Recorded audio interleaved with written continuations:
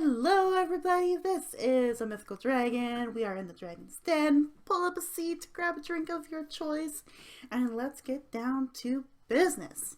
We are still talking about anime this week. Absolutely, because anime is important to all of our lives. And I still have my guest, Mr. Spamwaits. What's up? Hey guys, Spamwaits here. Yes, he likes anime. I like anime. We're going to talk about more anime. I'm sorry again. I'm a bit sorry for those who have watched the last episode and realizing how long it went. My That bad. it's fine. We needed 2 hours and 40 And a minutes of half. anime. Yep. Yeah. All right, but we're gonna do a special episode. We went through both of our animes and all the things we've seen over the years in the last couple episodes, and now we have narrowed it down to our top 10 animes. Dun dun dun. I don't think mine will be surprising to him, but maybe the order will be. Probably. It could be, most likely. And I know Oh, he definitely. has seen a lot more anime than I have, so I probably will be surprised by his list. I'd say there's gonna be a couple that you're gonna be like interesting, and then others are like, oh yeah, we've watched this together, and then but you'll be a bit surprised as where it's landed upon this top 10 list. Indeed. So here's how we're going to do it, lovelies, in the podcast. We're going to go backwards. We're going to start with our 10, like the number 10. Then we're going to go to 9, 8, 7, 6, 5, 4. And then we do our top 3. Oh boy, are we ready for this? Oh yeah. All right. We're going to both state our 10s together. Well, not at the same time, because then you can't hear it. That would be That'd be weird. dumb. So I will start with my number 10, and then I'll give the floor to Spam to ask questions about my 10, maybe, or to state his 10. We'll see how this goes. We'll see how this goes. This is gonna be a great, guys. Yes, so in my number 10 position for my top 10 animes is No Game, No Life. Ooh. Yes. Ooh, okay, that's that one I understand. That makes sense. A lot of people love No Game No Life. I wish again a lot of people requested for B second season. I think we talked about this kind of last episode where everyone wants a second season because it's like it was a really beautiful anime. It's a really good story and all that stuff. And to be in many people's top 10 including yours, I wouldn't be surprised. I'm honestly now curious of what it would be 9-1 now, considering it is Mm-hmm. 10. But we did watch a whole variety of anime that kind of skews this to our personal tastes. So, Yes, and to state why it's 10 for me, it has been quite a long time since I've seen it. So, but the fact that I still remember it, I appreciate the aesthetic, and there's just so much memories from this particular anime that it just sticks with you. And the fact that I can mhm. remember clear moments to this day, how many years later, it's definitely worth to be up in my top 10. So you can kind of see why I picked this process and how I picked this process if you think about Right. it. That's definitely understandable. I could see that because it's been a while. I think it's been what, almost 7 years, I think, since that anime came out. Again, it's only been one season. They had a movie, but I think that one kind of fell into obscurity. But Mhm. for those who watched it, especially when it came out, and especially a year or two after it came out, I could see why it's everyone's personal favorite. Absolutely. So there you go. My number 10 is No Game, No Life. Now, the moment we're all waiting for. Not really, but it's 10, so let's hype it up. The start of this. Spam, what is your 10th anime? So my 10th favorite anime on the top 10 most favorite anime, at least for me personally, it kind of has a similar reason as to why it's on the number 10. Hmm. This anime is called Golden Time, which is Hmm. the I think the adult college oriented romantic comedy that I explained in last week's podcast. Ah. I put it as the pinnacle of rom-com anime, at least for me, because this came out during where everyone was starting to make their rom-com debut in terms of if they came from a manga, light novel, whatever. But I remember this one standing out the most for me when I watched it. It was, I would say it's more or less relatable during the time I was watching it. And this came out, I think, around 2014. So this would be my early days, my early years in college. So Yeah. this anime became completely relatable to me during that time. I said it's a little bit more mature than your typical school rom-com. So, usually any anime rom-com, they're usually in a high school environment. So it has a lot of what's the word? Cliches sort of deal. Like, the typical cliche that you get with high school rom-com. This one, it's like you could kind of see it being that, but it's definitely more matured, where the characters have developed more matured thoughts rather than be like, oh, I really love him, but I don't know if I want to per se. Like this one, I really felt like emotions like really settle in, because it's like, as you grow up, as you go older, you would start to mature, obviously, but your Yeah. emotions definitely mature. Like your ideas on who to find and who to hang out with and like that definitely matures along the way. And that's what I felt when watching Golden Time, especially during early 2014. I think it was early 2014. I could be wrong at the time, but it's around then. And I remember just watching it and loving it as I watched every episode. Nice. I definitely don't know this anime, but I can appreciate where you come from it. Yeah. Especially because some of the things that you've said for this as your number 10. Oh man, it's gonna be part of my potential top of the top 10. Um, words today, guys. It's gonna be interesting, but Oh, we yeah, are it's here. gonna be great. Oh, yeah. All right, number 9. Oh goodness, are you ready for this? Oh, boy. Let's go. My number 9, like my top 9 out of 10 animes. The words are not good today. I apologize, but It's okay. This is great. in my number Best content 9, ever. in my number 9 slot is the first anime we watched together, Durarara. Oh, okay. Number 9. Yeah, I put it in here because to this day, I'm still impressed with how much violence and gore and craziness happened in that anime. No one died. And I think that's a really interesting story arc if you think about it. Because Right. it's Yakuza, turf wars, that kind of idea, rivalry between two main characters, and no one dies at all. And especially like you got like the variety of like certain characters. You got like your teenagers, the weird, risky teenagers, especially how the anime was created or the Mm-hmm. series was created. And you got your adults, and you got your supernatural beings. Apparently, there's a thing, and then just somehow managed to commingle all these groups together to form one basically conglomerate clusterfuck.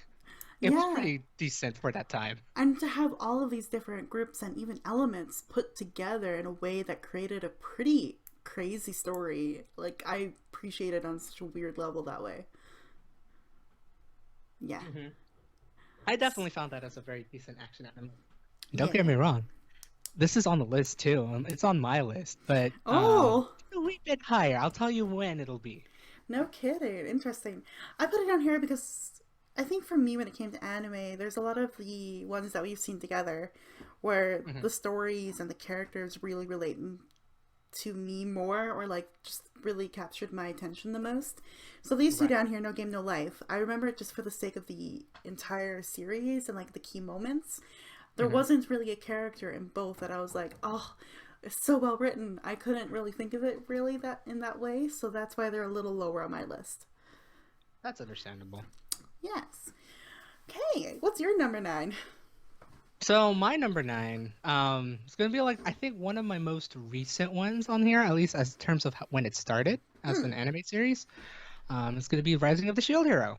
I definitely Hey. put it as more recent, and I think I did tell the story last week, but just in case, I'll say it again. I really didn't get into this series, especially when my friend recommended me the light novel, legit, back in 2017 when it was like all displayed out back in San Francisco. I remember seeing this book, and he was talking about the whole light novel series and the whole synopsis of the story, and it's like, oh, it's interesting. Nah. But then the anime was announced and then it finally got released and then I watched it with the friend, I immediately got hooked, and then we kept watching every episode, and I still got hooked.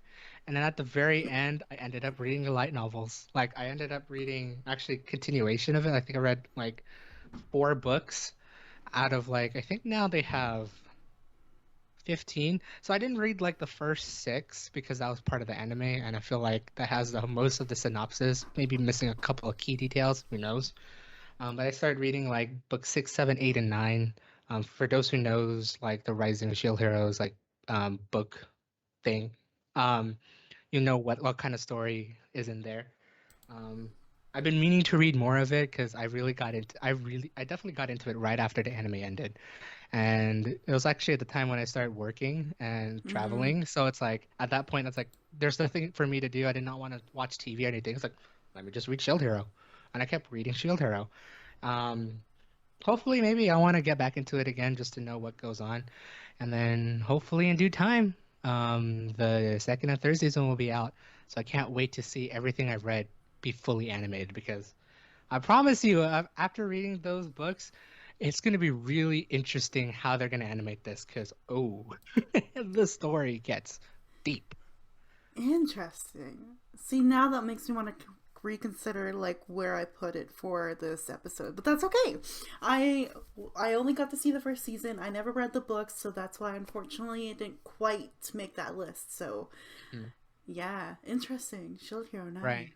And I just Cool. realized it is number nine. Like it could have been higher as I like explained all this, but I feel like the other animes that I've watched like in the past like what almost a decade now, that one hit to me more harder than this. But maybe like if you ask me in like about 5, 10 years time, this list may change. Who Oh yeah, knows? absolutely. Wow. Okay. Moving up the ladder slowly. I'm excited to state this one. I'm really curious if this one will be on your list or not and where, Okay. but I'm very curious because we watched this one together and I think we both agreed that the first season was sort of like, okay, all right. And then we watched the second season, we freaking got really into it. So my number 8 is Dan Manchi, How to Pick Up Girls in a Dungeon. But that is my number 8.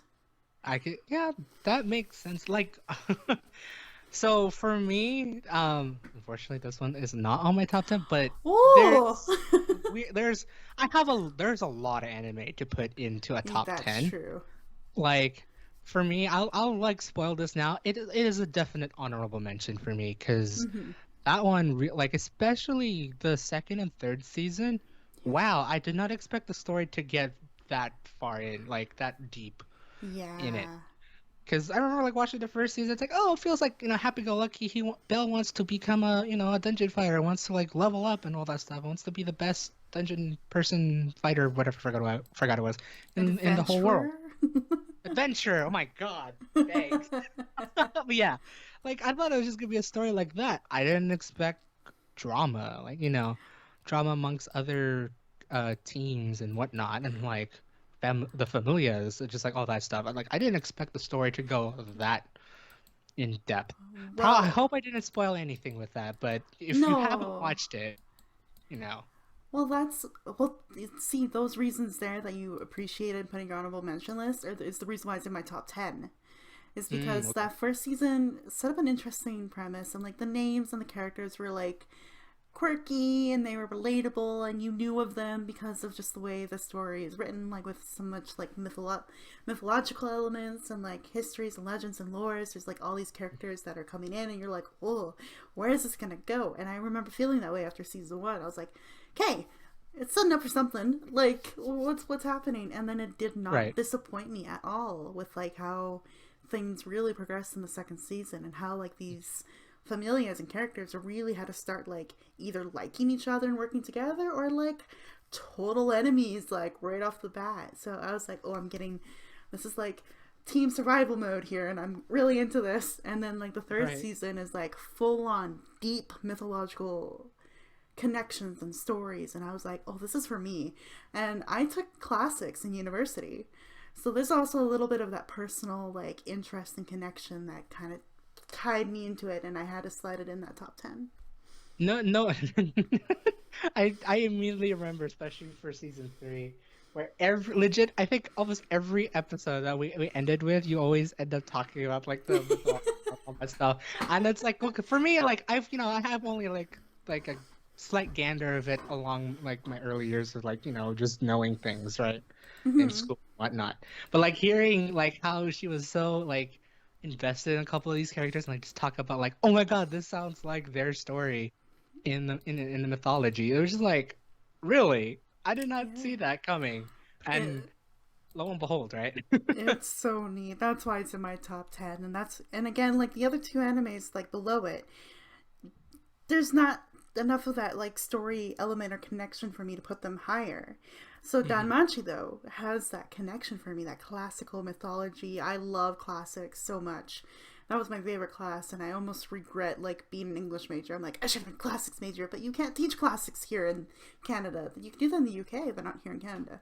So Right. I was like, man, it stops at one class, but I never ever stopped reading mythology because I just love Oh, it so much. wow. That's amazing. That's my number I'm eight, glad though. someone wrote glad someone wrote a story and then eventually animated to it, right? Yay! Thank you, studios. All right. Oh, now I can't wait for yours more and more and more. So what's your Okay, number so eight? my number eight, you know what? I'm starting to like kind of personally debate for this being number eight versus being like a top mention. Mm, But I think there's just really one sole reason why it's kind of on my list, but I wasn't so sure of its placement. I know it was gonna be high. I know it's gonna be like bottom five, but I'm not too sure about like where it's placed. But I feel like it should be at least mentioned. I did mention there on last week's when I listed all my animes. There was one anime that I really cried to, and mm. so that anime is definitely on this list. It's The Pet Girl of Sakura-so. I put it as the rom-com kind of slice of life anime that got me all feelsy when I was watching it. And don't get me wrong, this was like back in 2012 when I watched it. So like, my hormones are just starting to mature and all that stuff, but I still feel like a teenager. So it's like you just feel those teen feels for one reason or another. Yeah. I just remember watching it just really like it was like so out there when I watched it. I mean, sure it had like the rom-com vibe, but like just seeing all the characters being like aside from the main character, being seeing them being all gifted and all that stuff and like really trying to make their way in life because a good majority of these gifted children can't. Um, just seeing like just trying their best to get used to a normal life while being gifted at the same time. It was, I don't know, it was just like something that really attracted me. Just keep watching it, and like there is some sort of romantic comedy sort of deal. The main character does have feelings for one of these gifted characters, but like every episode, it always gets like deep and whatnot. And for like 2012, I feel like there was not a lot of like really deep stories. I could be very wrong. Someone could prove me wrong. But like not a lot of like deep romantic comedy stories in terms of an anime. Um, Mm. I know like the only one I think that really pops into my head would be Toradora. Should have put this on my honorable mentions, but it's not. But I remember like having like I think that's like one of the more deeper romantic comedy animes that I remember watching. There's like nothing of surface level. I mean, there was some surface level to like start it off, but once you eventually get deeper into the thing and like finding the core problems and trying to solve it, and then try to not let emotions run through. I don't know. This anime really got me in and really got me at the end. So Wow. definitely in my top. It's definitely in my top 10.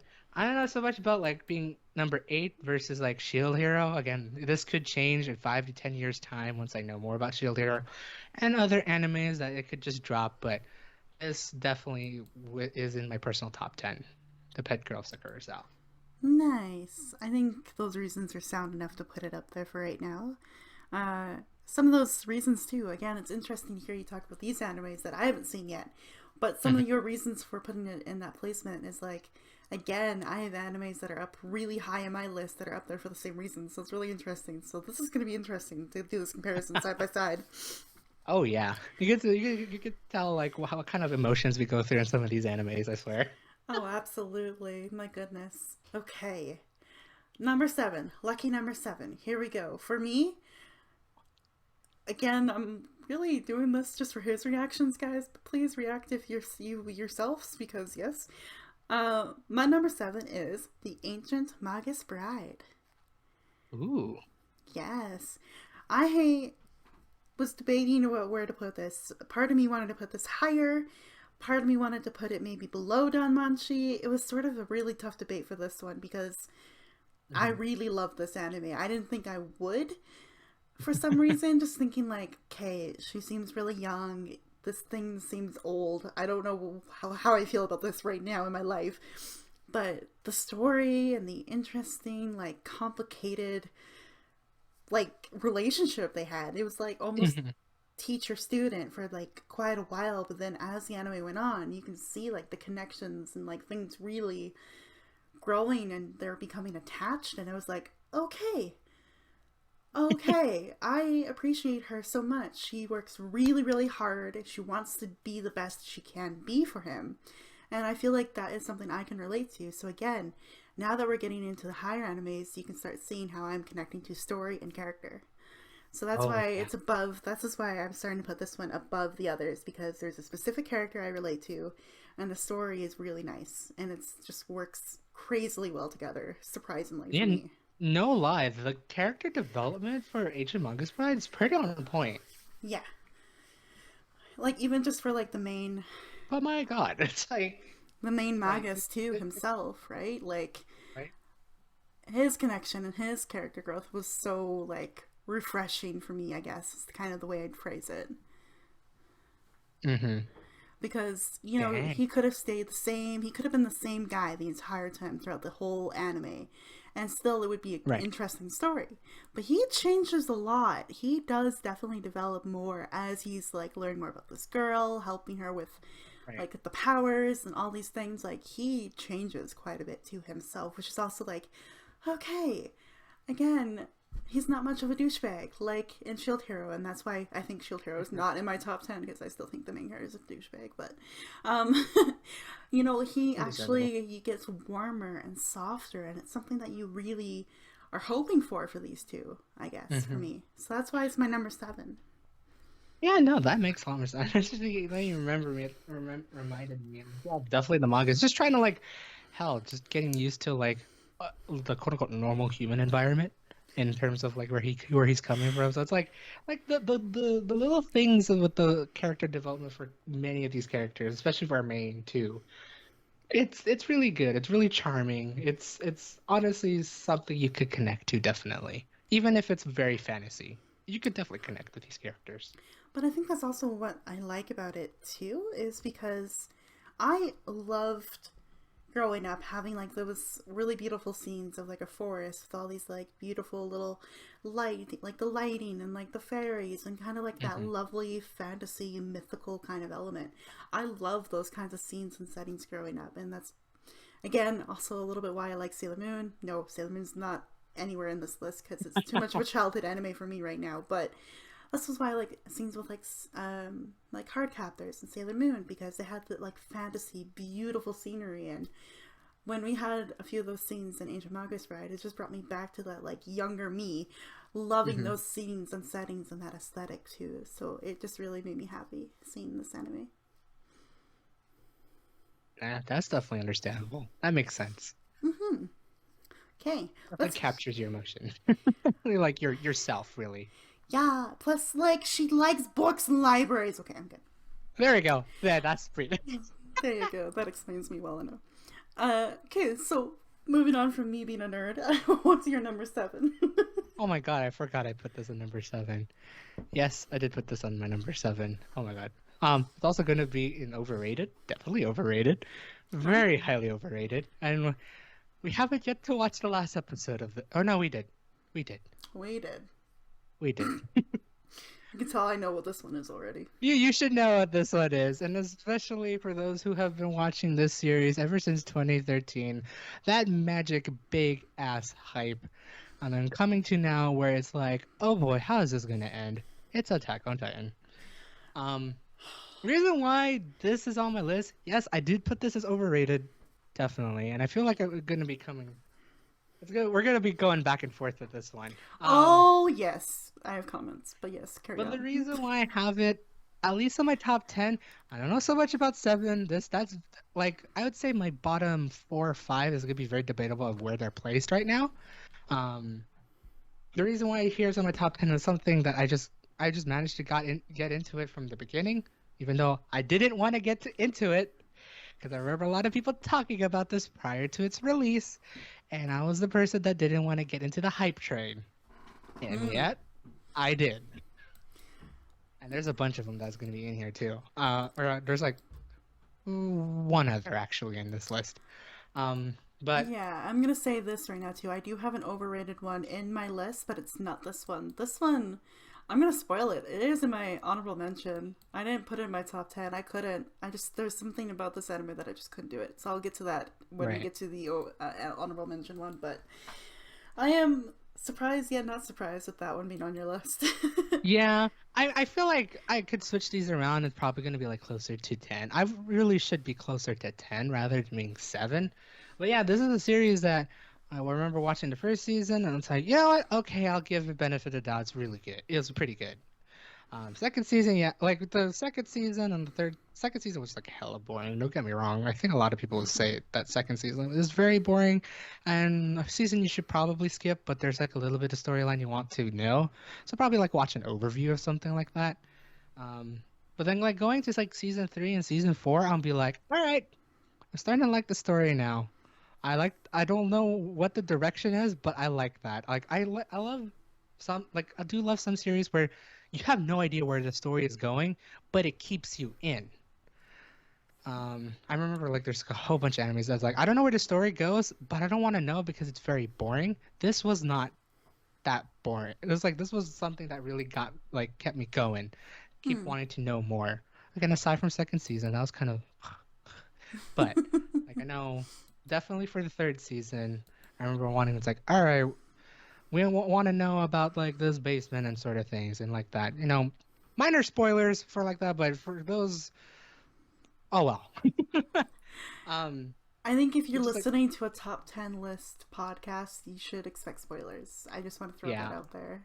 probably gonna have to put like in the description spoilers probably. Yes, yes, absolutely. But, huh, number 7, Yeah, Attack on Titan. number 7. Like just it's a story that keeps on going, so I can't wait for this to finally end. No, don't get me wrong. I actually do can't wait to for this series to finally end in anime form. Apparently, the manga just ended this past week at the time of recording, and a lot of people have some mixed emotions. So I'm curious how well or bad or good they're gonna animate this, because I'm curious of what actually happens. Um, it's gonna be the series that may stay on this list throughout time because it's like it's a very thought out story, I'd say. Probably not the greatest story, but it's a pretty thought out story, just seeing time progression and everything like that, just keeping you See, both in the know and surprised to figure out what happens next. I'm not going to argue with that one, that point. Like, it is really interesting, like, timey-wimey, like, story for sure. But when you were saying, like, I can't wait for this to end, and, like, you're being so, like, it'd be cool to see what direction it goes, in my head, I'm like, I just can't wait for it to end.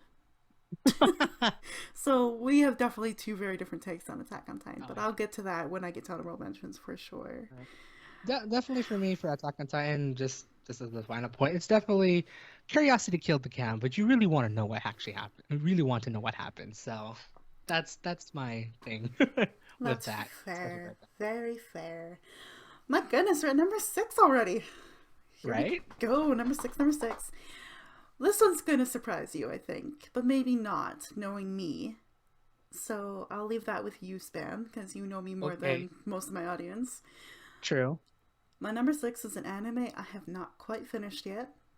We are working towards it together right now, currently. Okay. So, but I threw it up here because I have a lot of reasons why. Number 6 for me is The Royal Tutor. Yeah, I figured this was gonna go there when you said that part. It's like, Which is, I'm curious actually. What is the reason? I really toyed with this one because, like, again, with Ancient Magus Bride, I didn't really know where to put that one. I was debating should I Mhm. put it above Danmanchi, below Danmanchi? Should I put it even above Royal Tutor or below Royal Tutor? And there's really just like slight, tiny reasons why it's above again Ancient Magus Bride. There is a very treasured like wholesomeness to this anime that I don't think I can name another anime like it in that sense. Mhm. Maybe Unhappy and like a couple of the like lighter sort of ones that we've seen together, but this one goes to such an interesting deep level. Every episode leaves you with some sort of clarity, some sort of message, some sort of just like, oh, okay, people are like good, you know? And I think with this one too, it's not just one character I absolutely relate to. I relate to all of them in such unique ways, and the lessons they've learned are definitely some lessons I've taken on in hard ways myself. And so for me, seeing them have a royal tutor be there with them while they're discovering these things about themselves or relearning things that were implicitly taught to them that they didn't even realize that, like, oh, I feel this way because of this thing. So there's just a lot of that really raw, genuine kind of like, here I am, really. This is the real me. He can see it. This tutor can see it. And he cherishes it. And I deserve to be here. Like, there's that kind of really sincere, like, oh, he's really making them feel like they can be who they need to be, not just this facade or just to be king. They can be who they absolutely can be. And it's such a refreshing, wholesome thing that I really cherish. I would say it definitely like for Royal Tutor, and this is what I'm getting. It's like it's definitely showing like how to become a better person, but also how to become more real, like be more honed down to the ground, like true real to life, rather than being yeah with a facade as like the royal family and such, and like getting that like oh I need to be this top person or anything like that, or I could be as free as I can, but just like really trying to give them not only the balance of like their royal side, but also the balance of real life because they may or may not have experienced it real life in a very good way. I wouldn't say positive way, but like a good way of like being learned and taught about it. Yeah, and it's interesting too, because like when you hear like royal, so there's this royal I can't say that word right now. There's a Aristocracy. yeah, there's that like element to this anime, absolutely, where we see with the royal family in England and like other places of the world, right, where we only see what's ever presented. We don't see who they really are. So yes, in that way, that's how they live their life. But I promise you, you're gonna see them. Because I feel bad because Spam hasn't really seen this anime yet all the way through, but I have until the last episode because I was crying. Anyway, it's a good feelsy anime. Uh, you get to start seeing them when they have been outside in real life of what's happened, and now that they've just been shut back in. So we're gonna get into more of these themes pretty soon, and it's really really interesting. And Mm. I had to put it up there because I was like, I can't forget about this anime. I think it's stuck in my brain, and I think we talk about it every dang call that we're in because it's me. So yeah, Right. it definitely deserves to be up in my top 10. Oh, definitely. I could see that. And especially for because like just I guess a little context for those who wants to know. Like I know you this anime did come out like a couple years ago. I think it was like 2017, but did recently watch this probably like a couple months ago, I'd say. Hmm.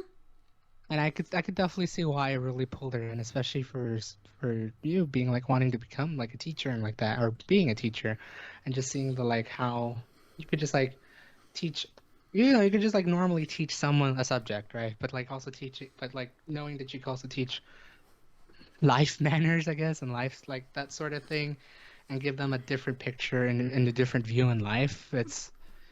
I could see it. I could definitely see it, and Yeah. it's a really good anime. Don't get me wrong, it really is. Yeah, I think what's really cool about it is yes, there's the elements where he has to teach them like academics and like that kind of like regular teacher crap. But like you said though, like that's the teacher I want to be as well though, is if I can instill some other element of life in my lessons and that they take away with it, that is the best teacher you can be. I could see that. So yeah, I want to be. I don't. I don't want to say I want to be exactly like this royal tutor. There are elements of him that I'm like, well, okay, I don't think I could ever be that blunt in my life, but there's the other sides of him where you're like, oh, okay, he is a 20-sided dice, like just all in his own personalities, but he rolls the right roll when necessary to finish that analogy. Yeah. Anyway, Right. that's number 6 for me. So, Stan, what's number 6 for you? All right, so for number six was I think your number nine. Oh, Durarara. Yep, there are. So Wow. I feel I put this one a little bit higher compared to the other four because again, as we explained before, this was our first anime watching together, and I remember wanting to get into this for a while actually, because I remember seeing this aired on Cartoon Network or during the Toonami era back in early 2010s. And I remember like watching like a few snippets of it, and I was like, "Oh, this looks very interesting." And then sometimes I may have confused that with Soul Eater. I remember that specifically. But like I remember like seeing the few snippets of it. I remember hearing the second opening, which got me in, which like I was like, "Oh, okay, that's a really good song." And then it was like I just never figured out what the name was. I never bothered to like really look it up or anything. And when you brought it up, Dragon, and we started watching, it's like, oh, this is starting to slowly make like I'm starting to remember this now. I remember trying to like watch this and whatnot. But like I'm definitely glad that like both her and I have watched this anime like together, especially for our first anime together. It's a really decent action anime, and we explained before it's a complete clusterfuck.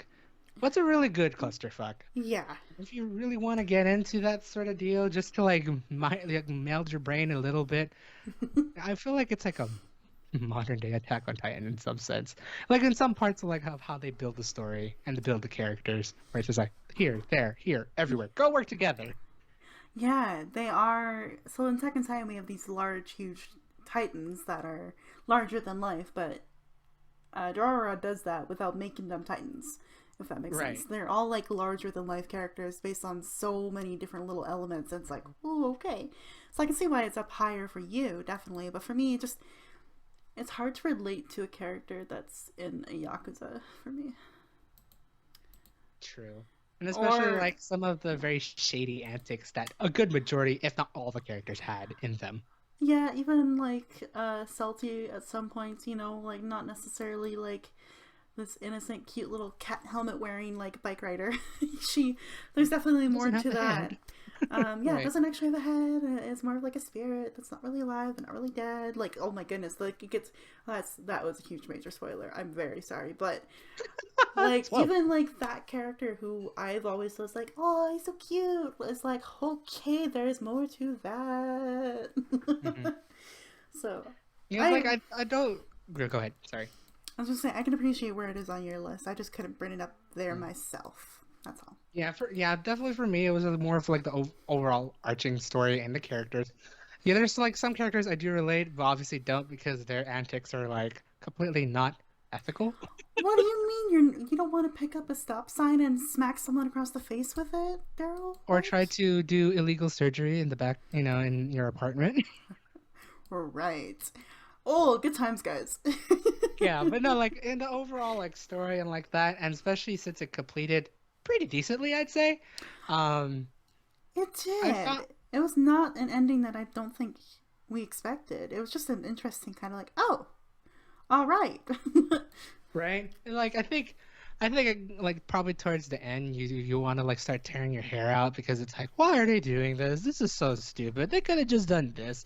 You'll definitely get that feeling, and I think I got that feeling back on Attack on Titan too. Okay, but this feels like a very modern-esque thing. Um, like a very could potentially be true to life, but that'd be terrible if it is sort of deal. Oh, if But that's the case, I'm never going to Japan. you're right, never like avoid Shinjuku area, guys.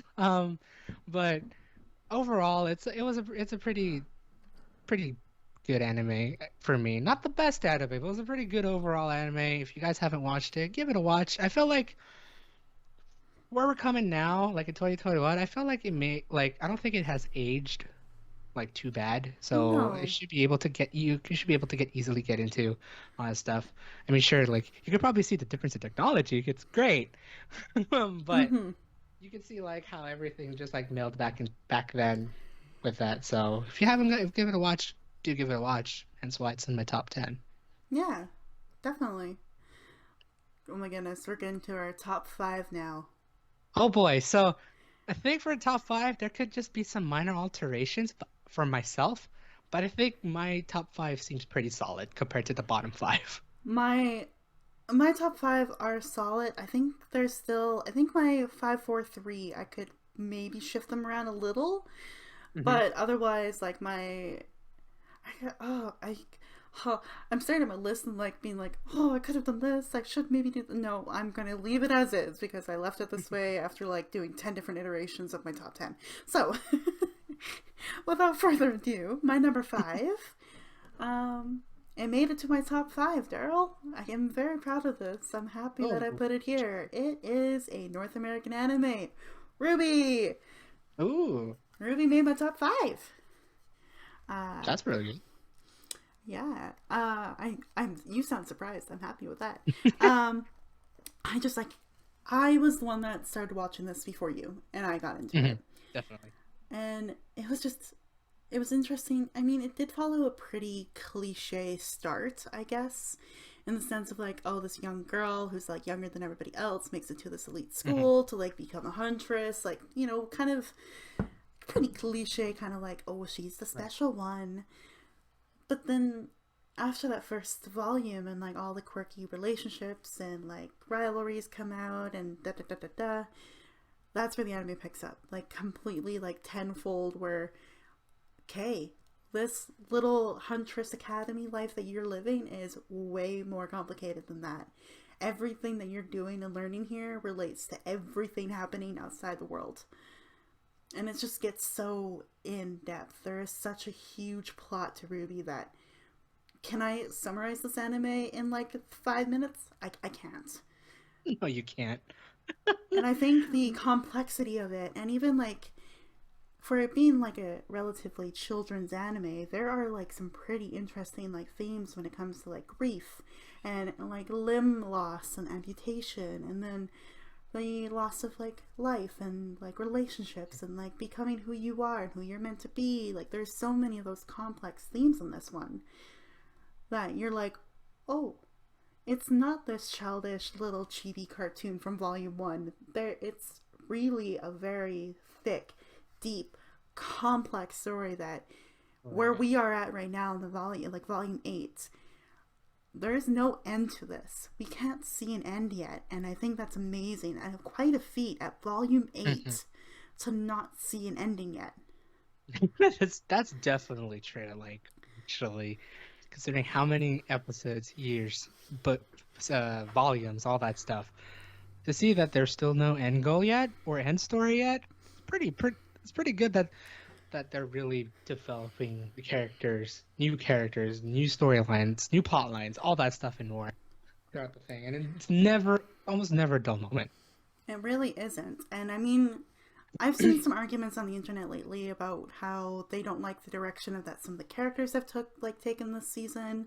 Like they've made some questionable decisions and choices, and yes, I definitely agree, but also if you think about any good goddamn story out there, someone has to make a stupid decision somewhere to learn from it.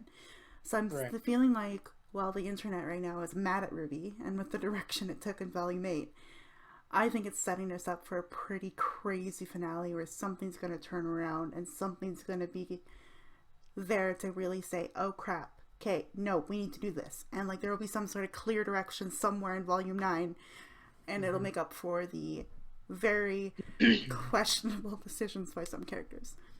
Like, it's like I'm for the creators and the writers of Ruby, like more power to you for writing such a story like this. Just like really like, getting attached to most of these characters and then realizing that plot twist, not really a plot twist. Some of the plot twist has been very subtle.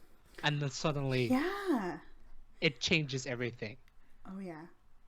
Um, I I will could say see this, definitely. though. Ruby, I think some people would put Ruby on their overrated. That's very fair. I will Hmm. say this. The only reason I was going to originally put Ruby a little higher, but Hmm. there are characters I still don't like, and I think it's time for them to go, which sounds really harsh. I'm gonna spoil one thing right now, Cinder. I'm sorry, but like you were a really cool, badass fucking villain a few seasons ago, but now you're just here too long. Yeah. No lie, I will completely agree with you. She overstayed her welcome just a wee bit too much. Yeah, No lie, in Volume 8 for Cinder, she's being pretty annoying. yeah, And not in a good annoying way. It's just like, we get it. Every single damn time. Can something either good or bad happen to her right now? Please. exactly. So Stop stop messing with the plot. Because you've just been messing with the plot for the past couple of seasons now. It's just getting a bit old. yeah, and that's why for me, Volume 8 was like really interesting. Very like it seems so difficult. Honestly, like where they're at in Volume 8, I'm like, I don't know how the fuck they're gonna solve this because Jesus, what's happening? But then Right. that's why it's put up in my fifth spot. If I wanted, I could have put it a little higher, but with Volume 8, there's still some characters that I'm like, okay, guys, come on, Rooster Teeth, come on, guys. Monty, I'm pretty sure he did not have this plan for Cinder to be here this long. I hope not. But like I But like a couple of the characters is like their overarching like turnaround. It's amazing. I really yeah, like I am really impressed with Jean, our little mm, vomit boy. He's been incredibly impressive to me for this season. Like, not only has he had right. multiple turnarounds, he's had multiple turnarounds. He is this dumb loof, basically, in Volume 1, to, Mm. like, slowly becoming more of the hero that he needs to be. Then he loses Spoiler someone alert. very. Yeah, yeah, yeah.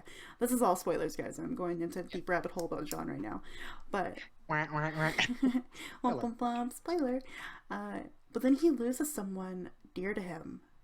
And then he gets lost a little bit that way, and I think that makes sense. If grief is such a big thing in this anime, in Ruby, because like they're hunters and huntresses, they lose team members, party members, all this thing, but this is someone he loved, and then he kind of falls down a bit.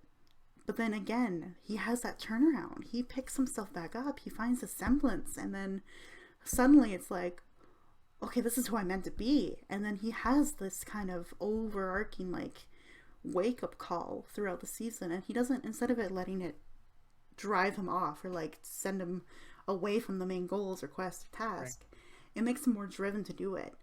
So I think he's such a really well written character. I absolutely adore Jean the His character most. development is pretty on point. Like he's like one of the both best comedic relief, but also like the best person to get the character development. Yeah, and he helps with the others' character development too, especially in this season, because like a lot falls apart between like the characters, and there's a Hmm. lot of conflict between like the parties and such. So, and he's the one that kind of just subtly just says the right thing at the right time and can just really be that leader that in that moment. So, Knowing that before he wasn't. I know absolutely. Volume 1, he was a mess. I was like, what's his story? It's But like, oh, is he gonna I'm be like chopped off the block or something like that in due time? Yeah, but But I'm very happy with his underdog story. It's one underdog story. It is a cliche for sure, but it's really well done. it was the how it was executed throughout the seasons, pretty on point. Yeah. Um, I'm really curious because if you did say you put this on number five for the reasons, which makes obvious sense. I am now curious of who was for the one. Just for context, my placement for Ruby is actually an honorable mentions because I feel like there's other Oh, animes that I've seen that kind of really pulled me in compared to Ruby. However, Ruby is the one that pulled me in recently. It yeah. hasn't really hit up there yet, but my God, I can't wait for more Mm-hmm. Yeah. for Ruby. Yeah, there's definitely a few characters that I'm absolutely in love with, and then there's some characters that. What's really great about Ruby, I think your favorite character changes every volume. Like for me, it Oh yeah. has completely. So like volume, like again, the beginning, the anime is named after the goddamn girl, so obviously like yeah, Ruby, you're my girl kind of thing. But then Right. it's not like that has fully changed. She's still a very interesting, complicated character. But there's others that have risen for me for sure. So Ruby's just, I could talk about Ruby forever, so I will not take the rest of this episode about Ruby, but it's Side not. extra episode. Let's just go through an in-depth analysis of volumes 1 to 8 of Ruby. No, oh god. Um, Dang. That's gonna be deep. that would be a huge deep dive. That would probably take 5 hours. Anyway, let's move to your number 5, because now we're getting to the top, and I want to know what's in your top so Gosh, badly. this is gonna be tricky because again, my top five is like they're really close to each other that they really can't commingle with each other as being like one, two, and three. It's like really that close for me. Yeah. For my number five, I'm curious where you place this one. I put this on number five because there are four that like just really stick to me personally a little bit more than this. But man, I really love this anime. I kind of wish we had more. It would be March Comes in Like a Lion. I placed just above you. Number Oh, 4. really at four? Okay. Um, I guess we could probably like commingle this together since we're going five then four. It's gonna be both the same. Yeah, yeah. But, oh man. the story, the if for anything with character development, my God. Yeah, yeah, it's definitely up there. I have one anime above. No, that's a lie. I have two animes above March Comes Like in Lion where I think like the character development just barely tops it. Hmm. But I had to put it in my top four. I put it above Ruby, which is interesting to me now that I think about it. But like, As we talked about, but I just think the only reason I think it's interesting is like we only have a couple seasons of March Comes in Like a Lion, mhm. but the amount of character development in those two seasons surpasses what has been done in Ruby Volume 1 to 8. Oh yeah, Hardcore. oh yeah. So that's why it's above that one, but it hasn't quite beat out a couple other ones, which will be interesting for you to hear. Oh, I mean, I have a feel. I'm taking a bet that there's at least one anime within the top four that we either may agree or not agree on in terms of its placement. I won't tell which placement or which anime it is. We'll see. Yeah, but March Comes in Lion. Let's hear why you put it for five. So I put it for five because, well, it really can't beat my top four in some way, personally. Mm-hmm. Like, um, but for this one, I really had to put it up there because Yeah. when we started watching this anime, I was like thinking it's like, okay, I can get it, I can dig it. Like it's a very, very slice of life anime, definitely. It's just like, a story about our main character who's just struggling trying to figure out his placement in life because all he knows is to play shogi, and Mm-hmm. he's been living off of that.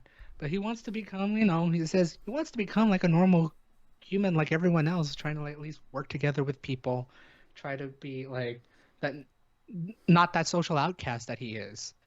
Yeah, he And doesn't want to be. What do you call me every once in a while? A shut in? Yeah, he doesn't want to be like yeah, that anymore. like wow. Yeah, This is why right. I relate to this anime. Can you guys Oh tell? God. But Um, yeah. like like when you like focus on the main character, it was amazing. But I didn't expect so much character development with our side characters. I'm like Right? hearing their like having their little mini arc of such and dealing with their own sort of shit because it's like, yeah, sure. We got our main character who's dealing with his own shit and trying to like be social, right? But then there's like others who like pulls in like the typical cliche in terms of like social problems, Hmm. but took it to like really ramped up that notch, like a couple ticks up. Yeah. Because man, everything becomes very relatable very quickly. And when we were watching this, like we're like mid-university, if not Mm-hmm. graduating in like the next 2 years. Mm-hmm. Watching this anime and then feel immediately relatable to it, it's like, huh, Mm-hmm. it makes you really think in life, really. It really does. What's really great about these side characters too is that I remember for the longest time there's so again, spoiler heavy episode obviously guys, I'm sorry, but we are going into spoilers, but It's just how it is. the one family that he gets connected to, really, I remember like watching episode after episode, like I want to know their story because they're interesting. There's a grandpa, there's two sisters, that's it. There's not like parents, there's not nothing. They have this weird relationship between all three of them and their cats, and like it's just the way that it was presented. I was like, You're okay, what's their right. story? Like I actually now want to know their story. Yeah. And it's an anime like that. You want to know, like, okay, we have this character. What are they about? They have to have something about them. And then you just get tied in. And what's nice is that every character does get explored into detail, whether it's for just an episode, just to kind of set up a context for something else. But you do learn quite a bit about every character, and it's really unique that way. Hmm. In the midst of like putting a whole shoji tournament, like a shoji arc with the tournament, like the games, the tournaments, and whatnot, it's like, and then yet you build like so much with the characters with it, like it's a really good combination Mm-hmm. of the two. Like I would say you get the best of both worlds of both learning shoji and being relatable to the characters in some ways, if not always with that anime. What I think I like about it the most, why it's a little higher for me, is Hmm. that shoji is a pretty huge focus for this anime, and I think what's really interesting though is that it gets into the all the other elements of life around it and outside of it. And when you're in university where your whole life is being focused on one goddamn thing like studies and exams and things like that, to just have the anime slap you in the face and be like, "No, there's more to life than just this. Remember that." And like it teaches you that lesson over and over again. It's just like, right. Right. You There's know? something more than just looking at a book, trying to study for your next exam, or finishing up your project. No wonder it's been so damn relatable to us when we watch this, because that's what we experience in university. It's like, sure, like the main character and them, they're like within high school or middle school, right? But it's like you realize that they're dealing with real life shit that usually you don't expect as a child, at least a good majority of it, like children, right? And Hmm. teens. Like you don't necessarily expect this to Yeah. happen. And yet you're put into a real like situation where you just have to tackle real life as a kid or as a teen, which gets which yeah, I could see why it's relatable for a older audience in more ways than one. Well, yeah, because I think when we are like that age in high school, we tend to be self-centered quite a bit. We focus on us and our lives. That's it. But like, what's really nice about this anime is like thinking back to like, oh, when I was in high school, my goodness, we were all going through things. Jeez, we weren't just like in school to learn, study, hang out, and be friends. Like there was so much more to all of it. And then like now going through it in the same kind of cycle as university, it was like, right, there is a lot about it. And I'm gonna keep sliding up into my four now because I know you have to go into your four here right away. But No worries, go ahead. I'm gonna bring up a couple other elements for me as why it's up here is because not only is the anime so fucking gorgeously animated and beautiful and just really like even Oh, the way it's right. animated plays on your emotions. The animation plays on your emotions. The opening and the endings are so deep, and you don't realize how deep it gets until you watch the anime. Whoever had the choice to get those songs for this anime, Oh, 10 out of 10, you picked out the best songs. Cause yeah. my God, like I think with March Comes in Like a Lion is like one of those few animes that also like has a relatable sense with its music Hmm. because oh, like Yeah, that's also get why it's that up with there other for anime. me.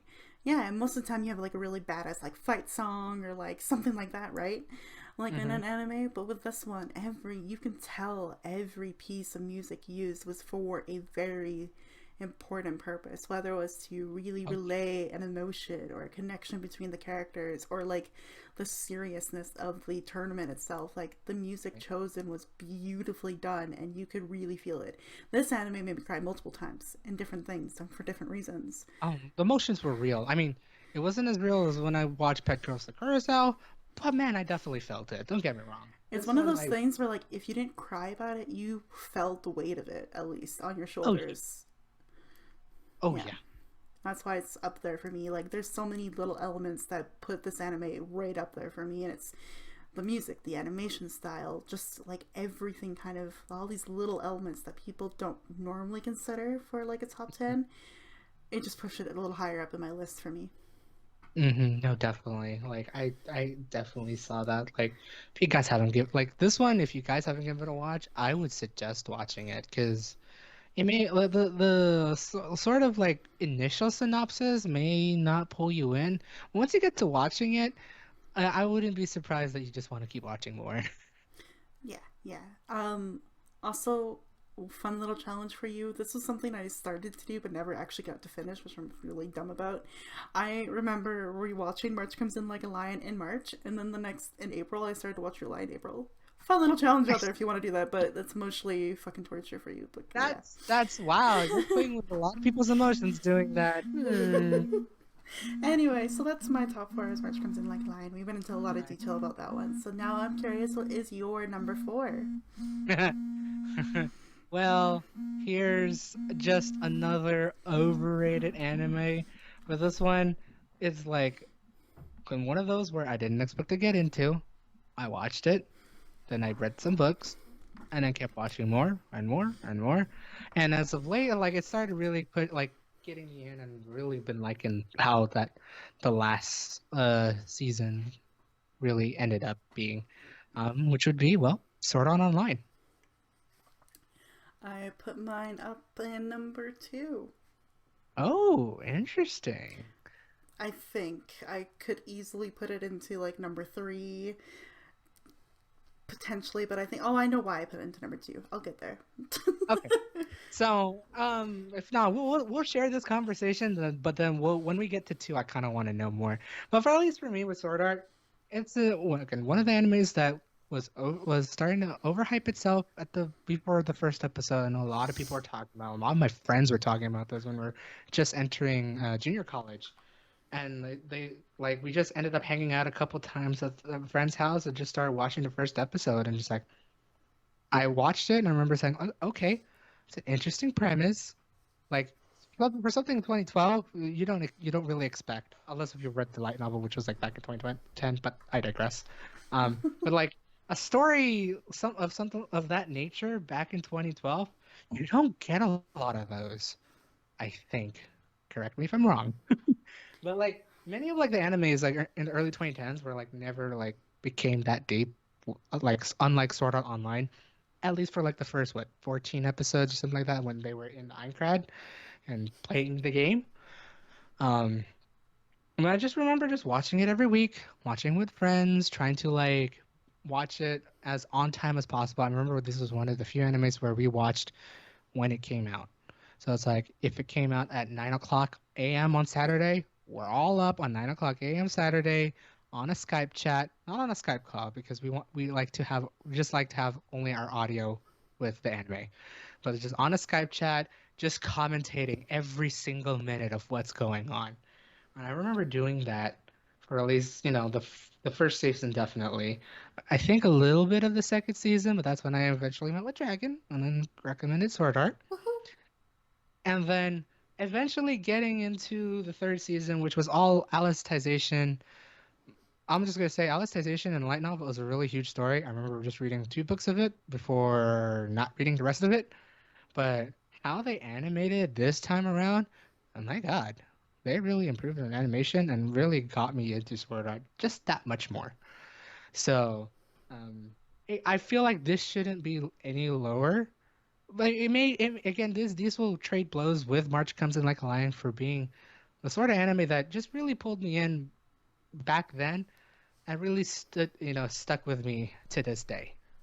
It didn't I didn't get like a Attack on Titan like vibe because it's like there was not really much boring parts or like very in parts. This one was like a pretty solid story of Mm-hmm. where everything is going and really tying in with like the emotion and all that stuff and the adventure and the action. There's equal parts in it. Yeah. And sure, a lot of people like to talk about the harm, but that's beside the point, guys. This is actually overall an action anime with yes a Yes. little bit harm. Yes. See, so I guess it's so hard because like mine's a little higher, and it's kind of hard to explain it without it being at number two yet. But Hmm. there are seasons in SAO that people did not like, and I think that's fair because like again, it gets weird for certain games that they get into, and like the story kind of gets a little weird at parts because Hmm. that's basically the general consensus around the anime community. However, that's why it's number two for me because I liked them. So I will get into that in a little bit more detail when it gets to That's number right. two. So I'm a little different from everybody else. I did enjoy the seasons that people felt were off. So there you go. That's the main I difference think, between us, I think. well, and for me, well, because my top three, I feel like it's even more solid. Mm, Um, it's really hard for me to like want to put Sword Art Online because I know there is something better that I've watched that I really liked. fair. Hence why they're up there. But no, like yeah, I'm gonna be on with you with this one because I did like the story, like all the stories that they went through overall, like for the different worlds, the different like things they've experienced like that. I loved them all. Yeah. It was a pretty solid storyline. Sure, it could be cliched in some ways, but you know what? Fuck it.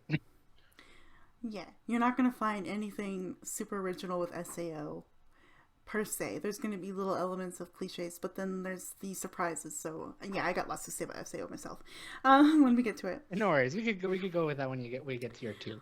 But the reason why I'm bringing up originality and why I put this one above March Comes in Like a Lion and everything else is the originality of this one. There's no light novel for this one. There's no manga for this one. There's no script. There's no other documentation leading to this anime. It was a purely original, crazily creative and surprising in so many different ways. And so my number three is Charlotte. Yep, I see. I could definitely see that. Um, Go for it. Like, I want to hear it. What I have been complaining about for years when it comes to new quote unquote shows, TV shows, movies, net series, things like that, there is absolutely very little out there that's original, created for this purpose, for being an anime, for being a show, etc. There's very little originality. We keep seeing remakes, we keep seeing continuations. We don't need a Shrek 5. Um, sorry, Disney. I'm just gonna I yell that right love now. that. But, like, that's what really was like, again, I remember looking in the season when this anime came out. I don't remember what year it is. You probably know more than I do. But, like, we were looking for animes to watch because we kind of do that. We go through the new seasons and be like, all right, let's see what we're interested in. And I was like, Daryl, this is original. And I remember, like, blanking, like, what does original mean? And he's like, oh, that means there's no book or nothing it's based off. It's just created. And I was like, holy shit, what? And then, yeah, we watched it. And for it to be original and based off of nothing, just pure created, like, world and, like, interesting abilities and different, like, perceptions on what these abilities meant to different people and the complicated relationships and the way the story goes, is like, it's nothing. I haven't seen a lot like this anime.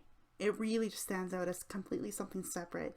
Yes, there's a little bit of the superhero, superpower kind of element to it, but what they Mhm. do with it is so different and unique and quite special to just Charlotte itself that I appreciate it. Plus, they get into the complexity of human emotions and life as well, with all these other elements around it. To balance those out in the way that Charlotte did is super impressive to me. Yeah, no, like, man, I completely keep forgetting to put this on, like, as an honorable mention. No, this is definitely an honorable mention for me because something with this series, like, yeah, as you say, it's an original series. There's no basis to it. But for someone to like just write a story and just like, here, animate it and be animated beautifully, like, you know, kudos to both who created like the whole premise for Charlotte, but also to the production studio who did it because, ooh, this was just as beautiful to watch Yeah. and just really like it was like this was again prior to March comes in like a lion. Comes in like a lion came out 2017. Charlotte came out in 2015. But Really? yes, for an anime that came out in 2015, it looks pretty damn beautiful. It is gorgeous. So that just gave me another reason why it's at number three for me now. Thank you for that, because like No worries. it is so beautifully done, super sharp.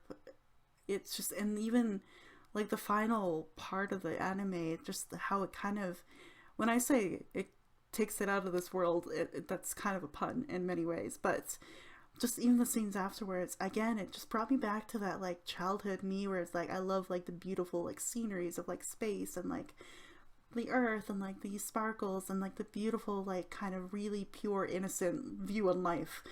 And like it just brought me back into that moment quite often, while also grounding me into my emotions many times. There is a very popular gif that you can see on any emotional Twitter where it's the main character sitting on a couch, covered in a blanket, surrounded by Yeah. ramen cups, and like that seems ridiculous when I explain it that way, but like what leads up to that moment and then what follows after it really sets the tone for that anime. And it's just something that I don't know, it just that sticks with me like so hardcore because we all get really fucking knocked down at time from time in life.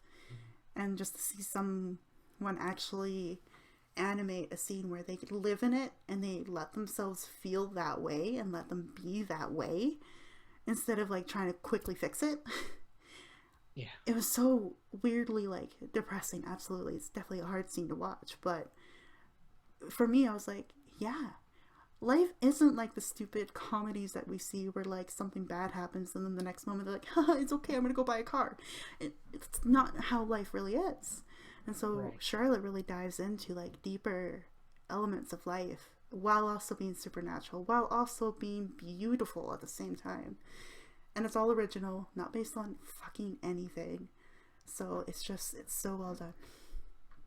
It definitely is.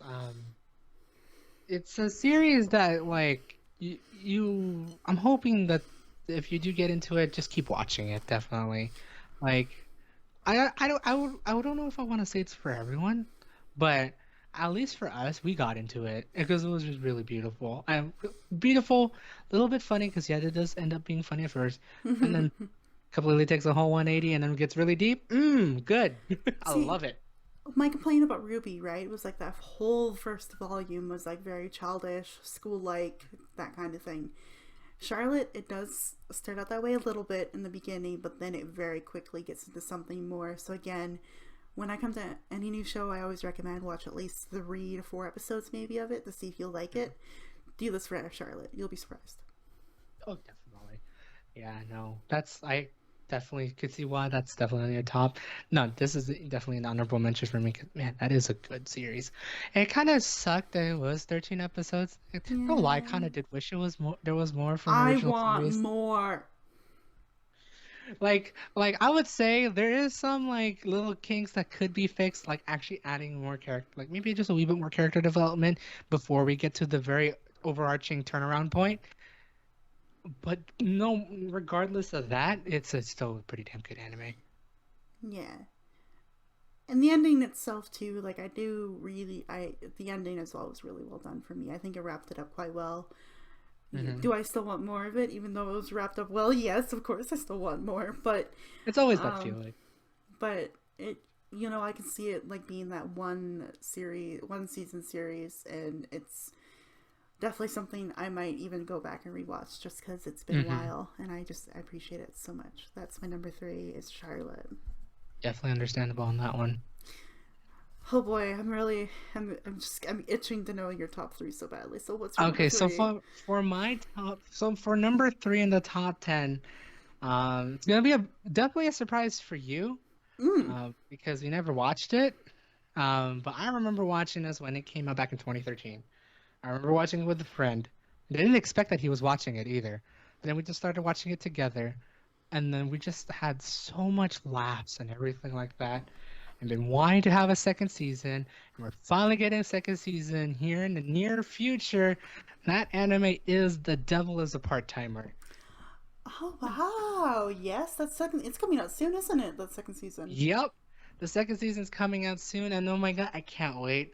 I haven't I've been always wanting to read the light novel for this series after the first season, but I could not get myself into it. I think when I was doing this, I was back in San Francisco and I was still not really getting back into reading light novels again. Kind of wish I did just to know what was going on.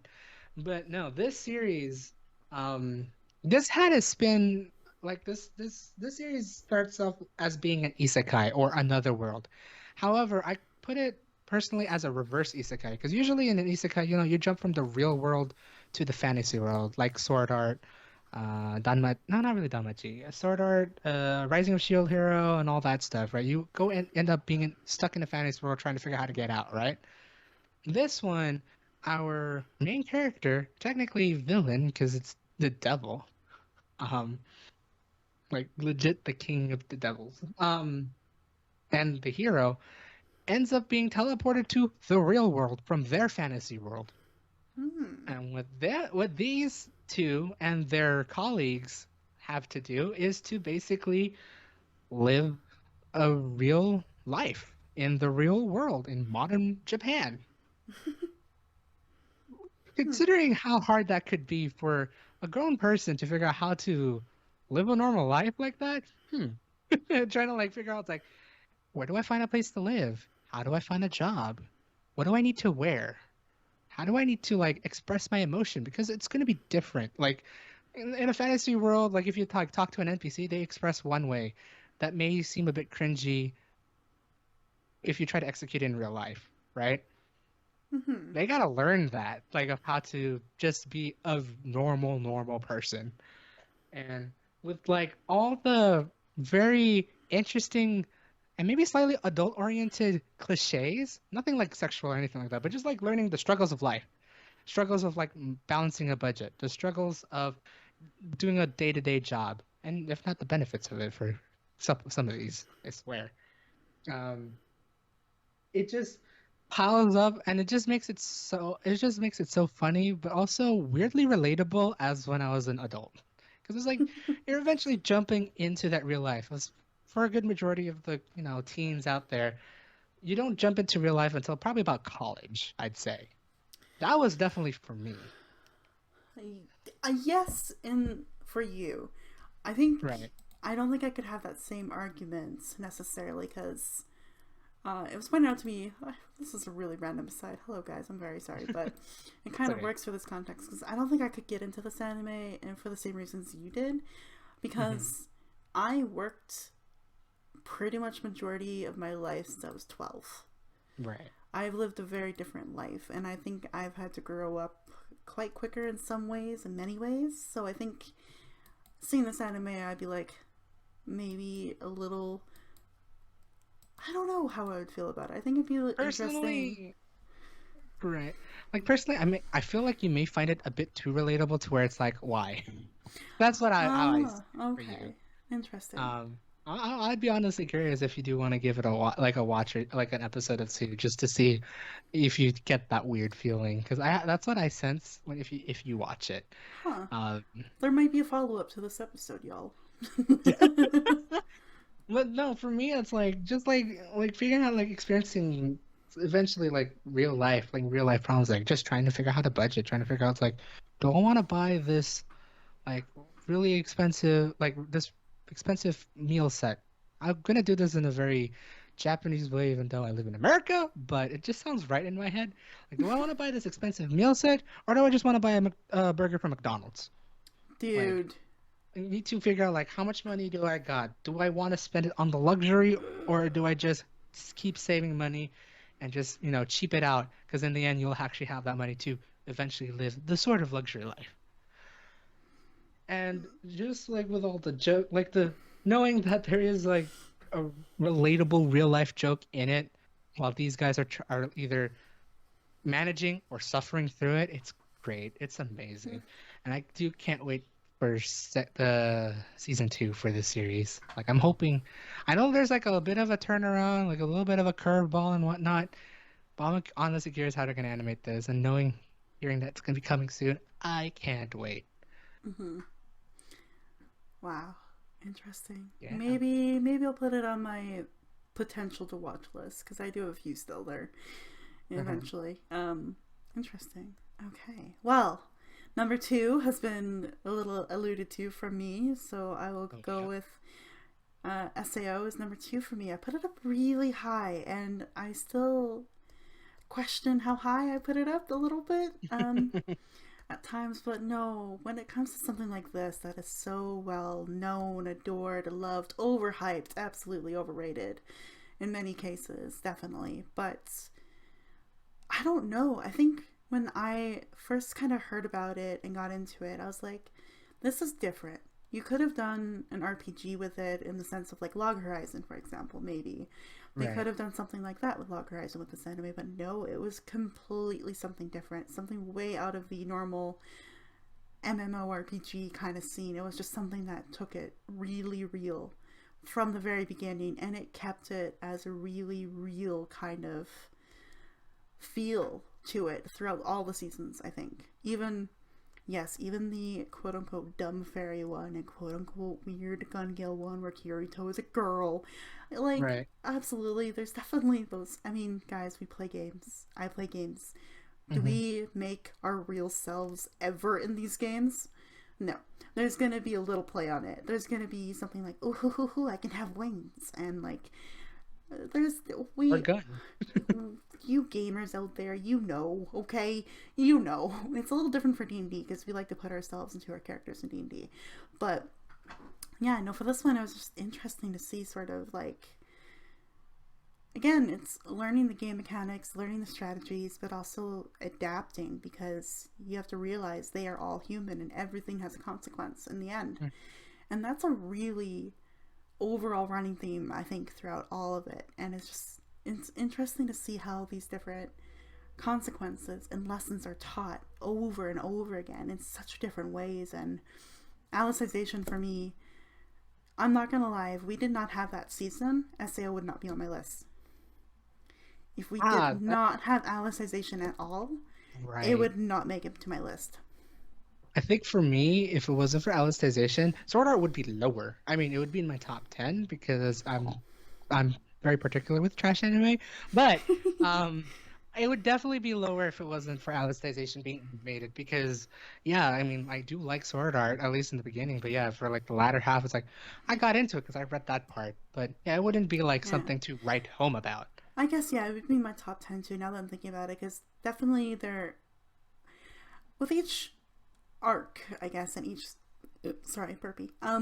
No worries. With each season, there's definitely, like, again, there's always that one, like, super deep arc, like, within the whole story of the season that just really, it hits so hard. So I think because there's so many of those moments in SAO that, like, it would definitely still be my top 10, because that's the other thing I'm going to bring up too with SAO. It could have just been a gaming anime, man. It could have just been that.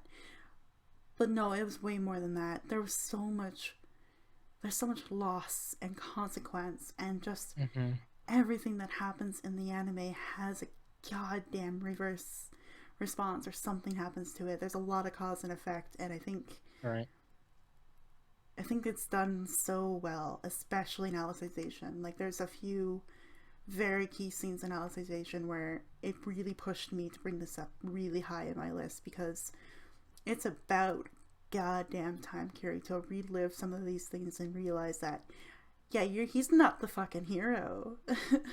He really That's yeah, that's a big isn't. He's not the full Superman, like Captain America. He's not that kind of hero at all. yeah. And so, him being fully faced with everything he's done in every single season leading up to that, that was, again, that cause and effect that I think these guys in this anime and this story do so, so well. It's heartbreaking and hard. I didn't like watching that scene. But, again, it's just so well done, and it makes it real. Because, yeah, in life, if you go and, like, tell someone off, there's a consequence. So, like, there's that, like, pretty good connection for me that I think really drove it home. Right. It's like I feel like I agree with that because Sword Art Online does feel like there's a true like a real life connection to it. Because yeah, your actions can have certain consequences. So whatever you say online can affect you in real life for Yep, one reason or another. I mean, obviously it's very over exaggerated in Sword Art Online compared to the absolutely. real world.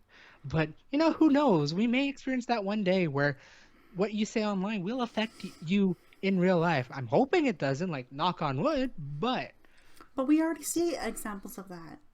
right. A little bit. Like, maybe not in the same sense of, like, just being friends or gamers or whatever, but Mm.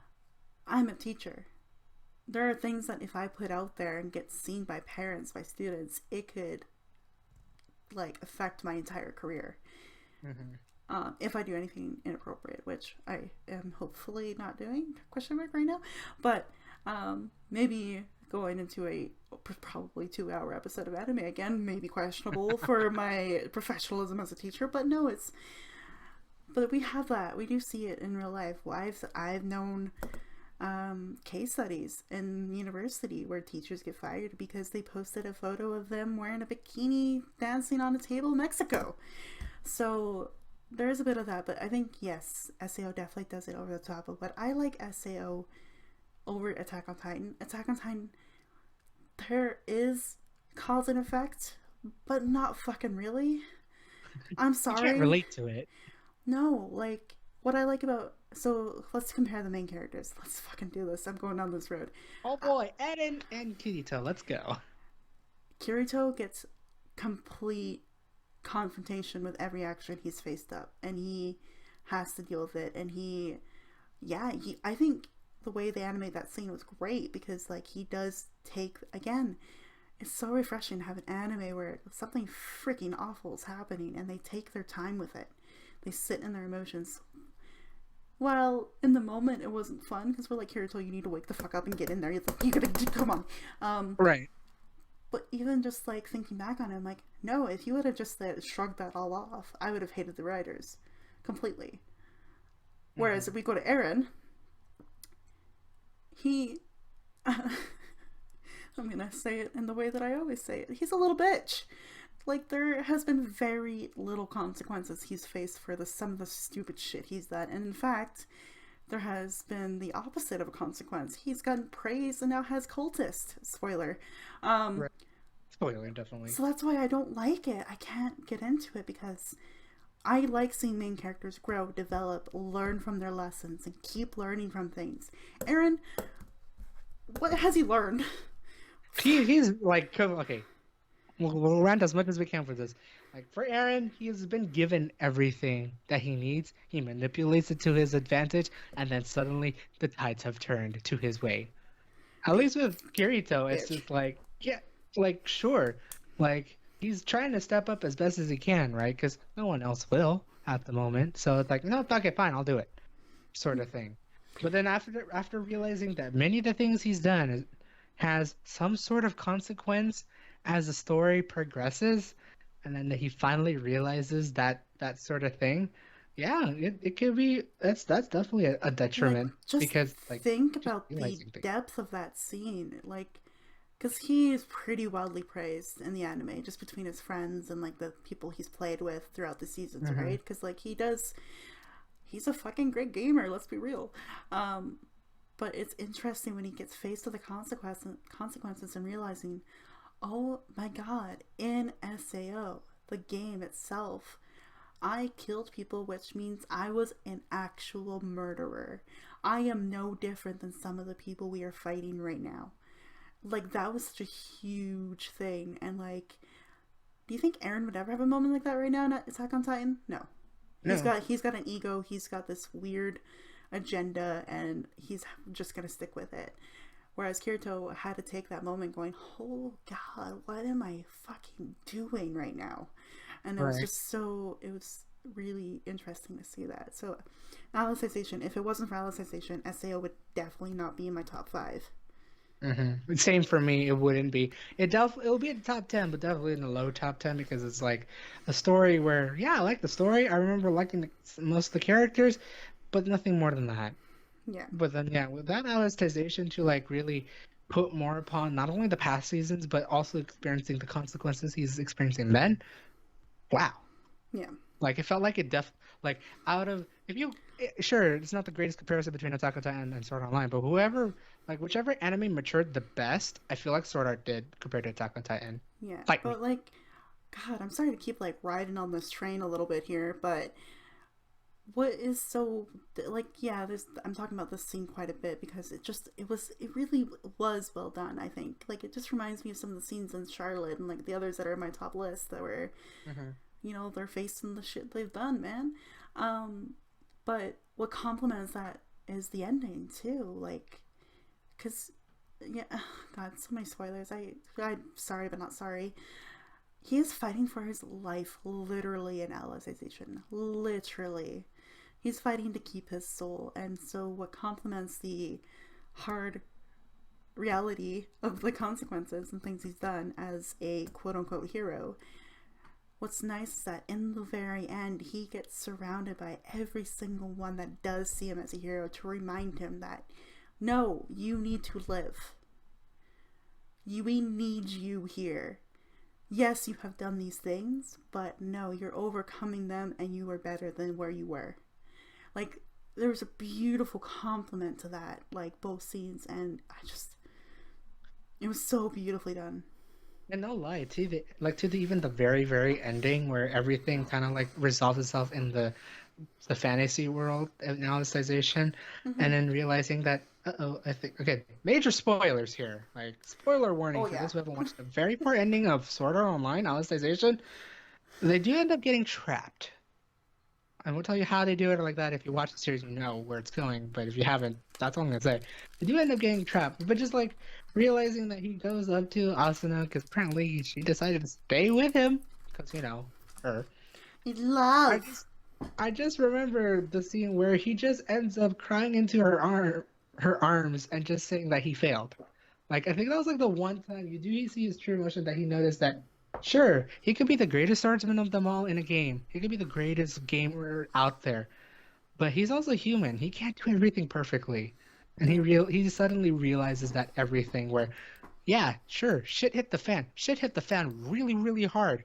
But they overcome it. But then he realizes that, yeah, everything he did, it's amazing. But he knew for the fact that there was something wrong that took him over that got into this whole mess. Mm-hmm.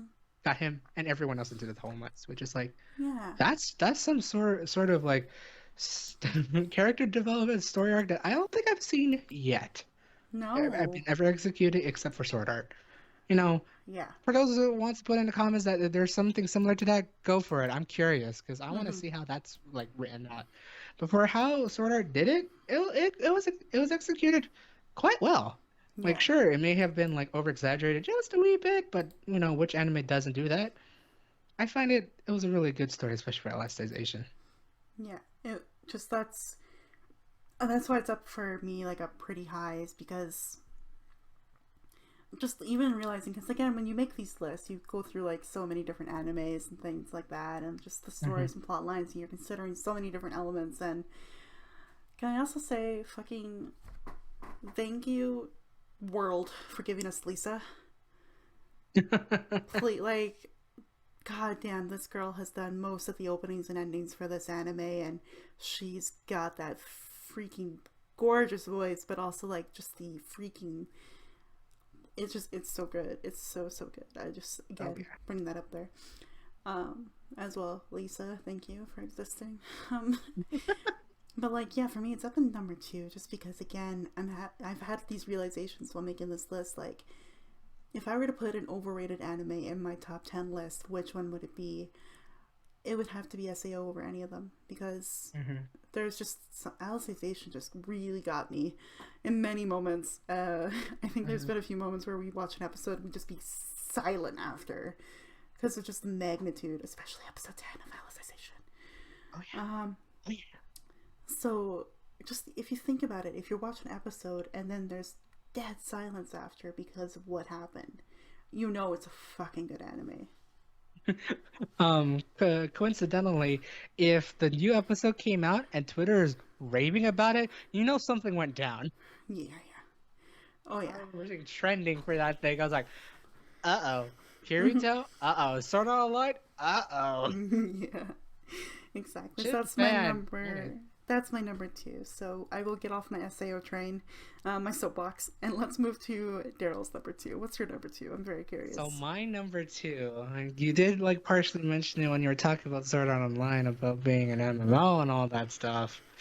This definitely is on my top because I do like it.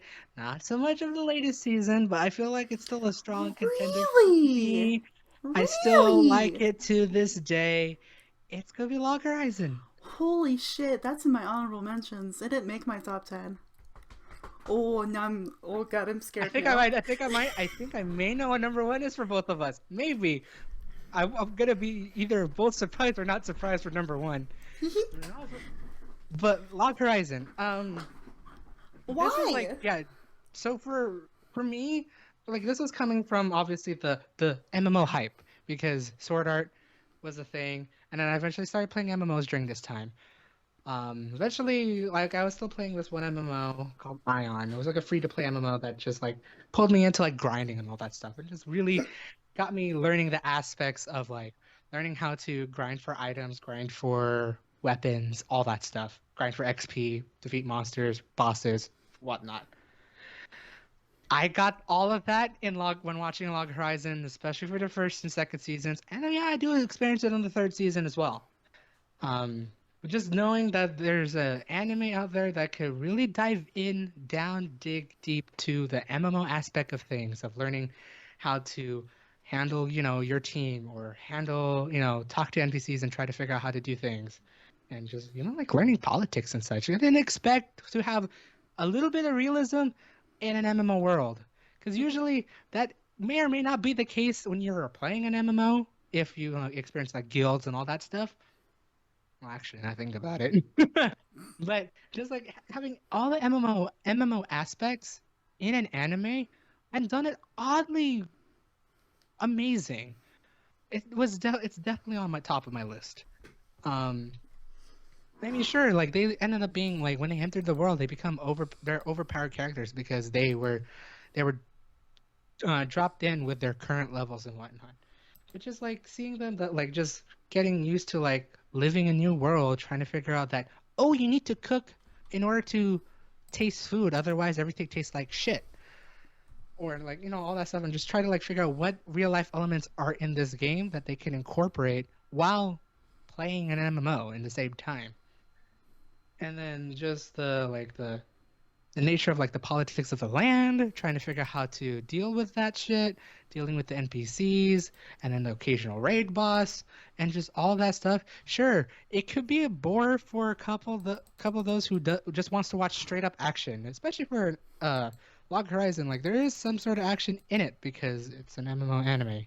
There will be action. It has to be. Otherwise, it'd be really boring for just um, NPC politics, really. But having that nice combination of the sorts, and then seeing like how you got your veteran members, then you got your newbies, and I tried to figure out that you can commingle it together and build an awesome party.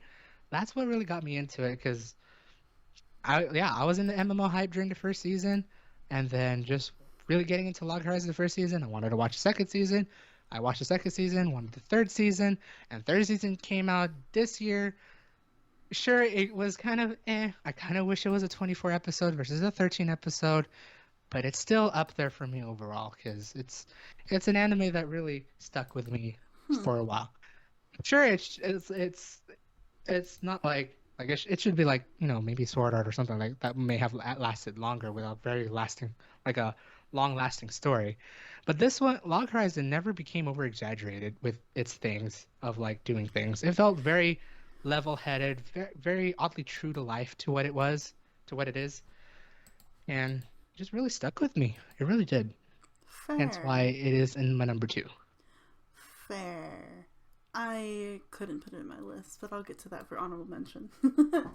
um, yes. Oh my goodness, we're at the top. So, you know what? I've always been first to say like what the numbers are. So, you know what? Spam, take it away. I want to know your number one first. Oh, damn it! So no lie, I want to say this wasn't hard for me to pick number one, but ever since the story completed itself in terms of the anime, I feel like I could see why I put this in number one, and I think it'll stay there for a while. I don't think anything has topped it so far. For this one, it's a rom-com. It's a high school rom-com with something that just really, really digs in with your emotions and really digs in to be like with the characters because you end up being somehow very so much relatable to everyone. For me, my number one is my teen romantic comedy Snafu. Yes, same. I knew it. See, like it's like as I said earlier in this episode, like I feel like there's gonna be one anime that we're gonna have it on the same spot. Yep. And it's number one, Snafu baby. Wow. For this one, I think I would say if it wasn't for the last season to fully close it, it would be still high, but not at one. If they like, I think even during this season, I think the most recent one that came out, I guess, I would have put it in my top. Even if they freaking somehow flopped the ending, I still would have put it in my top. Yeah. To be honest. But the fact that they did not flop the ending at all, I was like, oh my goodness, how were they able to do this one? Because it just, this one really defines like the human experience and the complexity of Right? everything in life, from like family life, school life, friendships, feelings. Like, yes, it is a little bit of a three-way kind of romantic tie, maybe a harem depending on who you want to throw in to this harem. Honestly, yeah. But it, even the relationships between everyone that's involved in this quote unquote harem, it is so complicated. It is not an easy like tie it up, throw it out the window or kind of thing. Like, it's the fact that they were able to just set it up so freaking well at the end was just surprising because it was a complex as fuck anime right to the end. It was. And don't get me wrong, like I remember just like re-remembering season one, like all three seasons, right? Mm-hmm. I like for me, season one, I wanted to watch this because it said romantic comedy. As I said last week, I was in a romantic comedy binge. I watched all the high school rom-coms and anime, and like, but for Snafu, it was a rom-com like no other because it was not like written to a typical rom-com per se. Like No. it really digged into the emotions, the subthoughts, the subconsciousness of everyone, of every character in play, and just like sure mixing like the comedic aspects of it because it's like haha it's funny you said a joke or something like that. But like it feels so true to earth. Like really you feel grounded, you feel relatable to a good majority of the characters, if not the main character. I feel like a good majority of us would be the main character or the main, girl. Yeah. Yes. Depending where you're Yes. coming from, right? Yeah. But like you can attach to someone in that anime. And again, that's why it's up there for me. If you guys have noticed the theme with my top 10, it's because I relate to the characters, I relate to the themes, the lessons learned, etc. And Snafu, boom. Absolutely. That, the girl, I'm not going to remember their names very well right now, but like, Mhm. the one who he ends up with. Yeah. Yukino? Yeah, Yukino. I relate to her so much. Maybe not so much with the family aspect, but having a complicated relationship with the mother. Okay, yes, that for sure. In different ways, but yes. But like, Right. again, like just even her, and then also like how much I saw you in the main character too was just like, bro. God, me and Hachiman, oh yeah, like Yeah. I'm very cynical like, at times, very also what's the word? Pessimistic. Yeah. So I found like I understand all the values.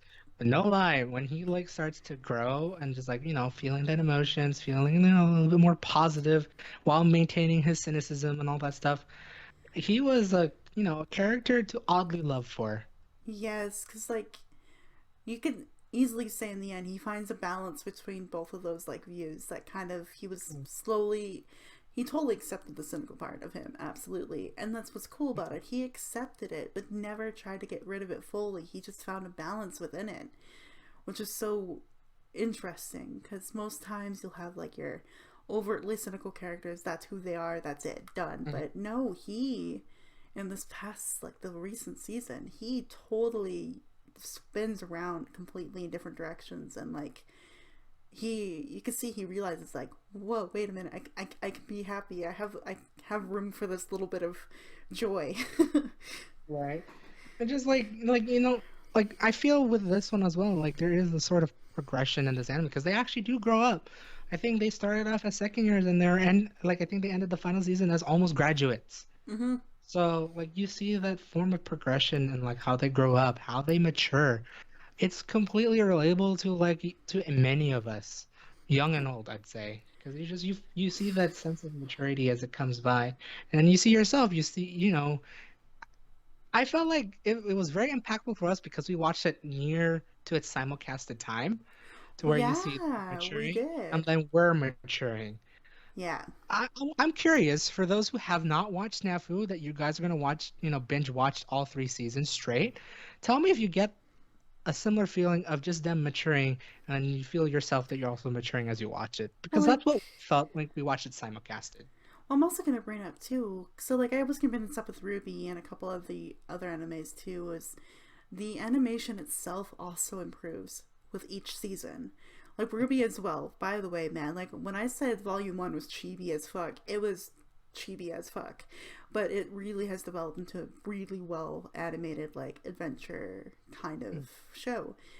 Now with Snafu though, it sort of was not very it's sort of not very like clearly animated or like sharply defined like features and their faces and things like that. I just remember it being a little like, okay, animations meh, but the Probably fucking flat story is is probably pretty the cool. best Yeah, word. flat, yeah. But it's one of those animes that over the years, because there was definitely some gaps between all the seasons, and it really gets sharper. It really brings into focus emotions better. The music they use, like it just becomes such an in-depth story based on all of the regular like animation elements to it too. Mm. But God, I will say this: that freaking last season was so emotional. I that oh If you didn't feel the I like compared to like the Pet Girl, Sakura and Golden Time, like the other two rom-coms that are on my list, like I definitely felt the feels in that one, and I cried in Sakura because for the last episode. But that was like because the 24 episodes came in within the whole season of itself. For Snafu, you just start developing the emotions and the more emotions, and then suddenly it's like, oh God, damn it! Yeah, because like there's no lie. When it comes to snafu, it takes you into a direction. There's going to be a choice being made. It is sort of a harem. So in the end, a choice gets made, and when that choice is made, I had never felt such a range of emotions with that choice being made because we grow so fucking attached to all three of the characters that when that choice is made, you were like, oh, okay, there's a solution to this love triangle kind of thing. Right. Great. But then I fucking cried for the other one because just again how complex their relationships were. I just remember being like, wait a minute, no. Like, it's just, Right. oh goodness, the way it's set up is just like you never know what was going to happen between the three of them. Mhm. And I remember at one point, I'm like, you know what? It might not even be Hachiman. So he might just be completely thrown out of this one. Um, out of this Right. love Like, triangle. Because that's how well they've done it. That's how complex the relationships between all three were. I'm like, yeah, Yuki and On and the other, Yui. Yui. There was many scenes throughout seasons 2 and 3 for sure that I was like, maybe Hachiman will just back off, you know? Right. But no, it Maybe just they'll just have the two girls be together and it'll be an interesting ending. But no, like, yeah, like you have that love triangle like truly developed with amongst each character and their interactions throughout the three seasons, which is like you could see it go one way, you could see it go another way, you could even see the way we just explained last time. It could be anything. I mean, probably like watching at the very end, some of them like truly expected it was gonna be like that. Some of them love it, some of them hate it. But man, just seeing just how you like develop to get to that point, oh, it it's toys just a with you so whole much. definitely does. It's just a whole range of emotions that you just end up questioning everything, even though you know that's how it should go in some ways. You just be like, Yeah, well, uh... I but think then if in you do that, you think the same thing too. So no matter what. yeah, absolutely. I think in the moment, like watching it simulcasted, I was definitely so heartbroken for.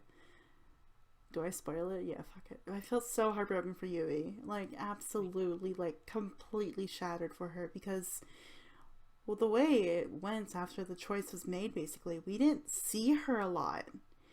And that made me upset because I was like, wait a minute, is this how it's gonna be? They're gonna graduate, they're gonna go off together, and she gets left behind. And then part of me wants to get so mad at that ending, right? Like, that's bullshit, they're gonna be friends forever, kind of thing. Mhm. But then you have that realization, that really deep, sort of complex, fuck everything emotion where it's like, no, it has to be that way, or else they will never, ever get out of that love triangle. Right. And I think just having that realization at the end was like, I'm so happy for them, kind of thing, because it's No such a lie, like complicated ending. it really is, because it's like it's not.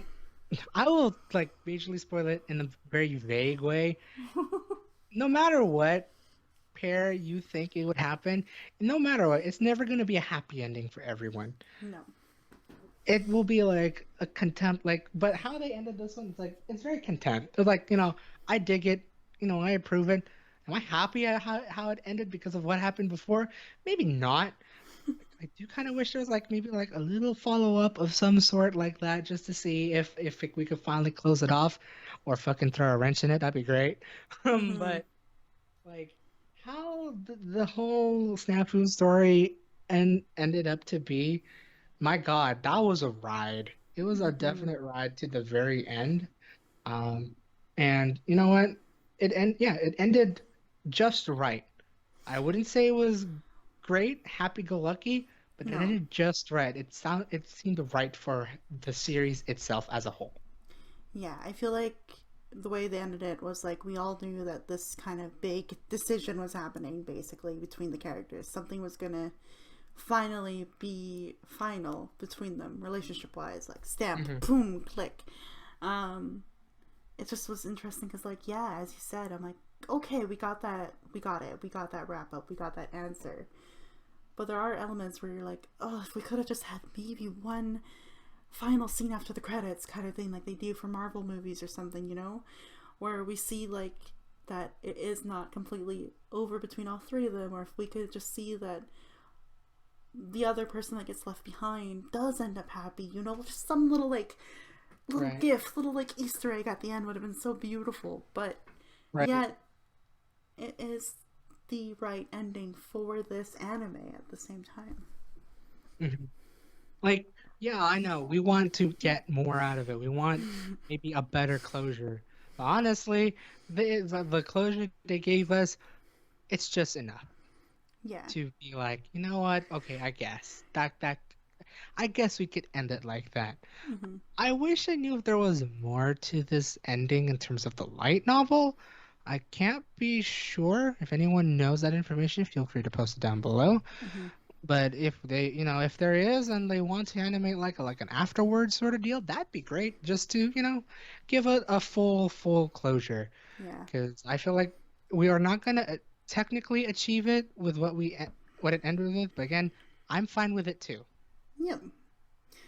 Yeah. It's there's so much to say about Snafu, honestly, but for me, it's funny though the title. I realized how the full title because I just wrote Snafu for my number one and read like my Hmm. teen romantic com- bleh, comedy Snafu. It's just so funny how like romantic comedy. Yeah, there are elements of it, but it definitely evolves into something else than a rom com. Right? It's you see the title, you think it's a cliche title. You think it's like, oh, it's just another teen romantic comedy anime. Oh boy. And no. Yeah, I honestly when it's so funny because we watched this together, like the first season together, while we were also watching Nisekoi. Yeah. And I was gonna be so upset if like, are you really showing me like the same anime twice, Daryl? Like, because it was just again they're both classified as rom coms, Right. but no, Snafu went to a far like elevated direction than Nisekoi. Oh yeah. Yeah, Yeah, Nisekoi is definitely that stereotypical rom-com anime. This one, you think it is, but oh boy, when you watch it, you're in for a ride. Ride of your oh life. yeah, absolutely. Well, that is our top 10. So I'm gonna quickly go through my list again, like from 10 to 1. You can Go do the for it. same thing. Then we'll move to honorable mentions before we get to Okay. overrated because I want to hear a little more about these. So review my top 10 animes. Number 10, No Game No Life. Number 9, Durarara. I love that name so much. Durarara. Right. Number 8, Danmanchi, How to Pick Up Girls in a Dungeon. Number 7, The Ancient Magus Bride. Number 6, The Royal Tutor. Number 5, Ruby. Number 4, March Comes In Like a Lion. Number 3, Charlotte. Number 2, Sword Art Online. Number 1, my teen romantic comedy, Snafu. That's my top 10. And then for my top 10, number 10 would be Golden Time. Number 9 would be The Rising of the Shield Hero.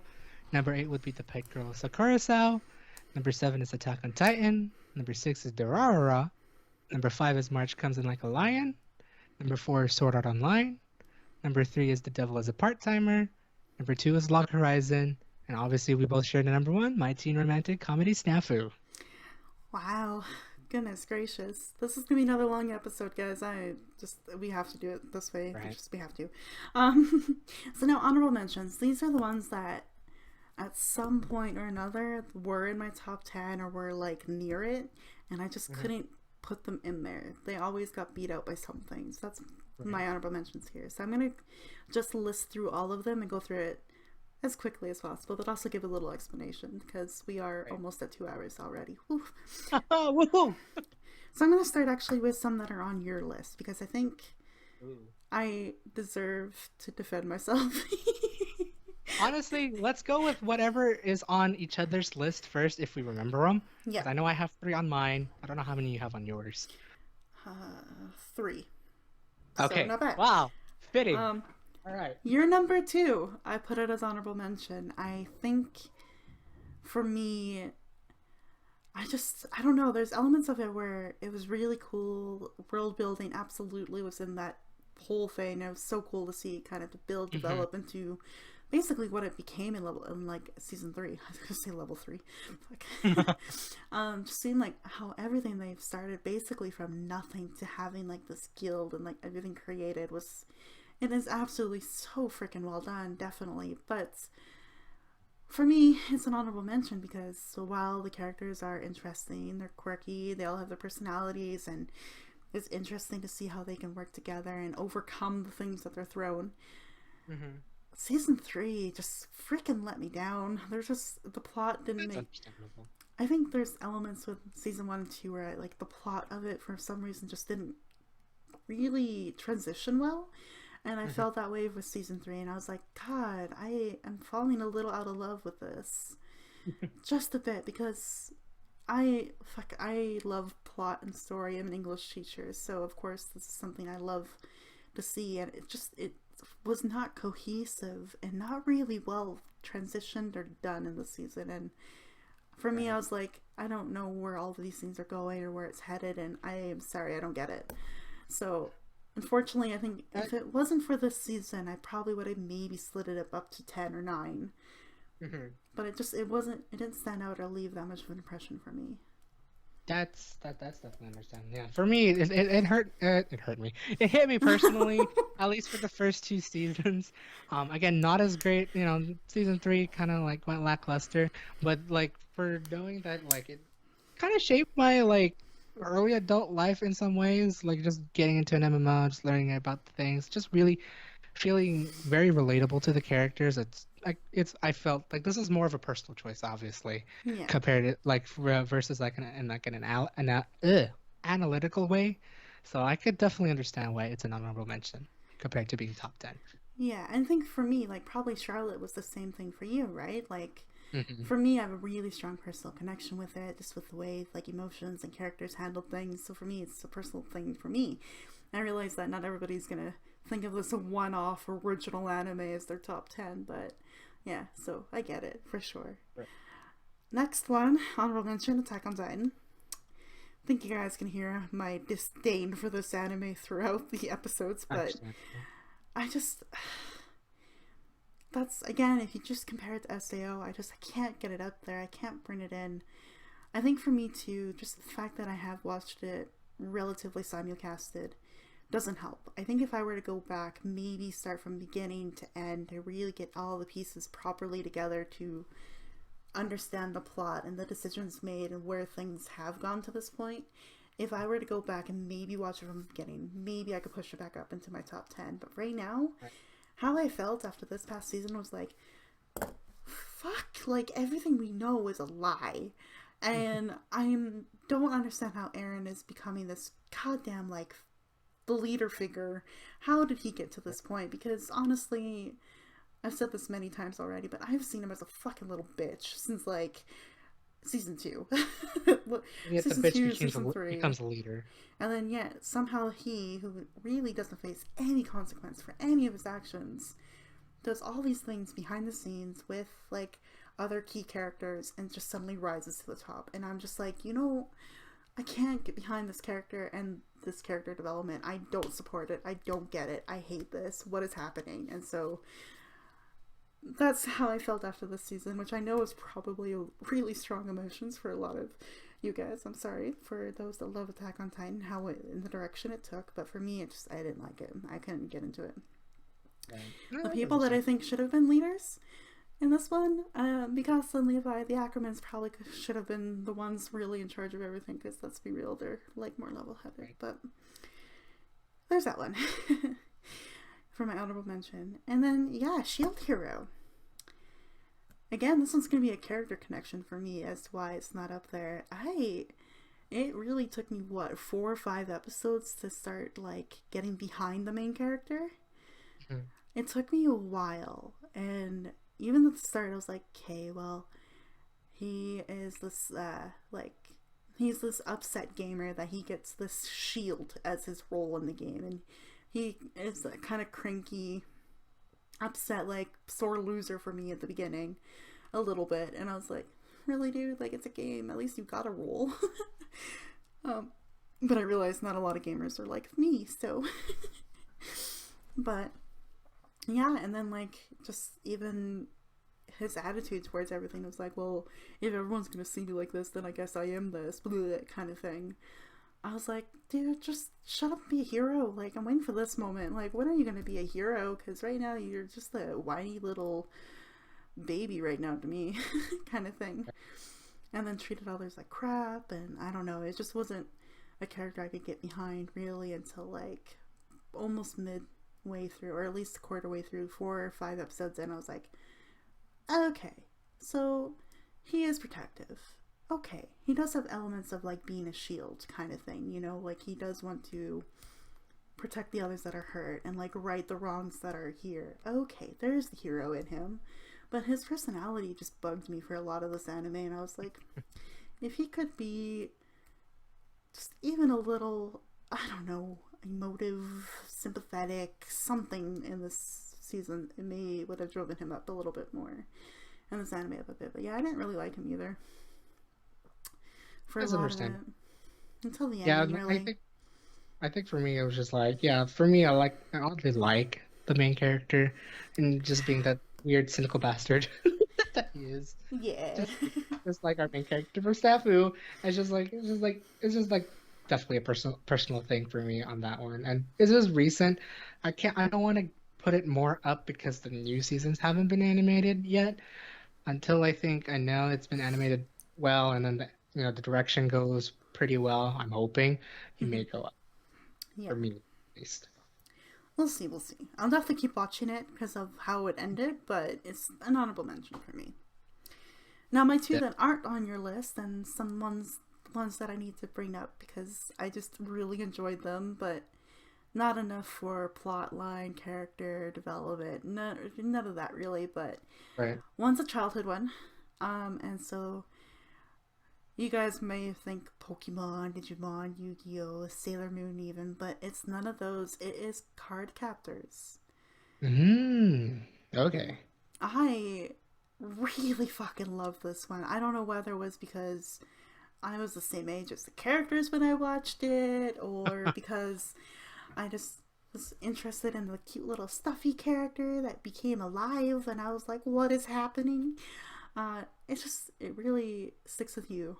And it's just one little happy place in my heart whenever I see any of the cards or like the staff that she has. If I see any of like the aesthetics from Card Captors anywhere online, I immediately just feel so much joy because it's like, oh, childhood, a really good anime, a cool magical girl story with like interesting characters and relationships. Even at such a young age, I was recognizing these things. It was just it just makes me happy. It's just that little place in my heart that Card Captors belongs to. But again, I don't remember enough of it to put in my top 10. That's basically why it's an honorable One of mention. those feelings. Yeah. And then this one's going to make you laugh Oh boy. quite a bit. I think I might know it. Are you sure? Maybe not. Let's see. It has a wombat in it. Fine. No, I thought the wrong one, but no. Cute High Earth Defense Club love. Yeah, okay, no, that one I didn't expect. I know it's something you like, but I didn't expect it to be an honorable. I was But debating about Oran High or this one to put an honorable mention, but I also realized Oran High was an overhyped one, so I was going to put it in my overrated, but it's actually not in my overrated. So I went with this one because, again, it is a unique little story. Definitely a little more, oh, what's the word? Catered to a certain crowd, certain audience, certain oh yeah. story. So again, obviously it's not going to be my top 10 because I'm part of that catered crowd, you know? But there's just something about it where, again, each character had a unique personality to it a bit. Definitely related to the one boy who's a bit more of the nerdy, part of student leadership kind of character that I was like, hee, that's me. I see him in me. I see me in him. And then I like the wombat quite a bit because he's finally one of the cute creatures in an anime that isn't an asshole. So, yeah. I don't know. For some reason, this one stays pretty strong in my mind overall.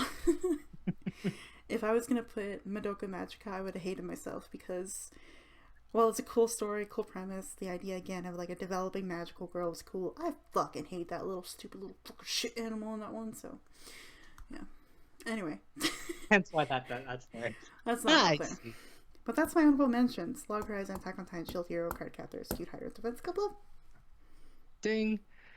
Um, for me, I'm gonna just name the four that I realize it's four. I forgot to re-add it on here from your list, which would have been Ruby, No Game No Life, Danmachi, and Charlotte. Um, Mm. aside from Charlotte, I mean, yeah, it did. I liked it. It's definitely more of a mentions no matter what. For me, it's just that's just how it is. Because again, there's just so much things better.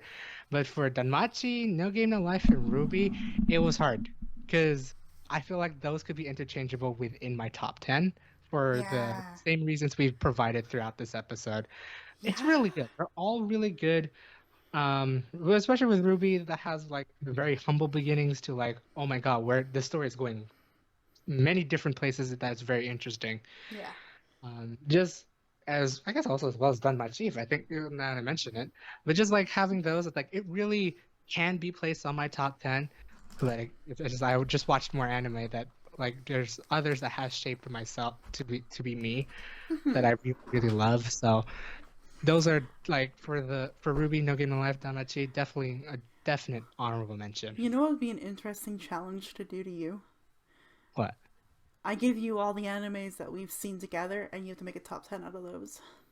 Ooh, you're gonna have to list it because I kind of remember what we watched together, but I can't Oh, I'm not remember going to do it right now in specifically. this episode because we'll Right. be here for like an hour, but maybe we'll do that as an aside little project because I think it would be kind of neat. That would Um, be. yeah, so now we're moving into Overrated. Oh, I actually do have three more before I Oh, you forget. do have three more. Okay, go for Yeah. it. Okay, so the other three that I haven't like listed at all that either that really stuck like either that would could be shifted into top 10 or not, as well as one that is going to be that anime that I didn't expect. Well, it's not like I didn't expect to get into. I had to get into it because I had to learn the card game for it. I know it's not Yu-Gi-Oh. But for the ones that who could also become in the top 10 list for me, would be Demon Slayer, and I want to see how well both the movie, because the movie has yet to be officially subbed and released here, as well as a potential season two in the near future. Um, who know, like I put it as an honorable mention because I feel like it doesn't top it just yet. I'm waiting for those to the second season and the movie to come out officially to see where I could gauge Demon Slayer. I really liked the story. I mean, I thought it was good. Like a lot of people liked the anime as it was being simulcasted, and I was curious. Like I thought it was gonna be an overrated, overhyped anime. It kind of was, but now I could see why after watching it with a friend. Um, the story was pretty pretty decent. The animation was so goddamn beautiful though. I think that's what really got me the most. And then there's like some comedic aspects that is just right there and just being on point for one reason or another. Plus the characters are oddly lovable, to say the least. So like once we get more um anime episodes and such for Demon Slayer, I feel like it could potentially be in the top 10. Unless if it flops, then it may stay on an honorable mention. The other one that could also be a top 10 that I was really debating on which to actually put here in terms of like do I really want to put this in the top 10? But if so, do I really want to remove it? Remove something from my top 10 for it. And it's Nagino Asakara A Lull in the Sea. This one um Oh, yeah, is you made me start watching this one. yeah. This one was is also an original series just like Charlotte. Very like it's a very slice of life drama anime. I think I talked about it in last week's episode. Yes. This one really like I would really say it definitely pulled me in when I was watching it at the time. Hmm. I think I would need to give it a rewatch though, because it is a bit forgettable for me compared to the other series that are on my top 10. Okay. If I gave it a rewatch, I'm gonna see if it actually I'm gonna see if it actually stays in my honorable or be top 10 because I remember being at a very like oddly impactful series, Yeah. even just Even for being an original. even for me, I remember watching a couple episodes of it because What a time to watch this anime. So this is probably why I feel a little sad about like not finishing it or watching it. I watched it right after Anohana, and I just Oh couldn't. boy. I couldn't get into the slice of life after such a crazy emotional anime. So I ended up actually dropping it, and I was like, I'll revisit it, and never did. So I kind of feel bad about that one, but maybe if we do a rewatch, I can actually finally sit down and enjoy it properly. Maybe we could actually, because I do want to. Yeah, I want to see because I just remember watching it simulcasted. It was like such an. It was an anime that I didn't. This one I didn't expect to get in at all because it looks so very lighthearted or something like that. No, it wasn't lighthearted at all, but definitely had a Charlotte vibe. However, this anime came out before Charlotte, so that's my little spoiler for you, Dragon, of what kind of Wow, feelings I you're gonna get. guess like, are you saying that like this one and Charlotte's like this one then? Well, not in like the terms of like it's gonna go complete 180, like holy shit, Oh, the main character went, oh no. But this one is gonna really toy with your emotions. okay, okay, I feel yeah. like you're gonna be really attached with a couple of these characters. Now but this series like I didn't expect to really get into it, and then I just gave it a watch because I think either a friend recommended it to me or I remember reading comments about this anime, and Hmm. I just said, all right, F it. I have nothing else to watch during the fall of 2013, I think, and I just watched it because then from there it's like, oh my God, I'm hooked. Oh my God, I want to keep watching more. Wait, this is being simulcast. No, I gotta wait a week. That's the feeling I got. Um, Nice. but yeah, I wish I could remember more of it now. But right, like I remember the title and everything being a very beautiful anime, very amazing original anime. But I Very just can't nice. remember it to be in the top 10. Fair. I'm gonna quickly add just a couple more because I went back to my list and I realized that you brought up ones that we haven't seen together. So I want to kind of do the same thing real quick because I realized we watched Cute High together. So like, wow. That's true. I want to bring up two more real quick. One that I still have a little bit left to finish. I have it on my Netflix. So again, it's another anime that I haven't finished, but it's really some crazily just beautiful. It has to do with like spirits and the forest, and it's just really like it's kind of an odd thing and an odd character, but it's really beautifully animated. It's Mushishi. Okay. I really love it. Definitely recommend it. It's one of those ones that you have to sit down and really get into it. Like you can't be distracted, be on your phone, just to kind of really get into the story. So that's what I recommend. If you want to get into Mm, something, Mushishi is really good. And then one that I watched by myself, which probably was a mistake because it's an emotional slice of life kind of romantic com, a little bit kind of like Snafu direction-ish, but not as in depth as Snafu. Is Myself Yourself. Ah. This one is just an interesting premise again, just the two characters that really just separated, left really like at young ages, like moved to different towns, just completely went different directions and then get reunited, and it's a really interesting story of how they relive their memories and the little things they still find after so many years of being away from the same place, and suddenly they go back and find these things, and it's just a really beautiful story. Definitely feelsy, emotional. I remember watching this one going, great, I'm feeling emotional, let's watch Angel Beats. Don't do that. um, unless you want to really cry for hours, then please do. But Eh, yeah, those two I wanted to quickly add because I realized that one beautifully animated one, and one mm, really beautiful kind of love story.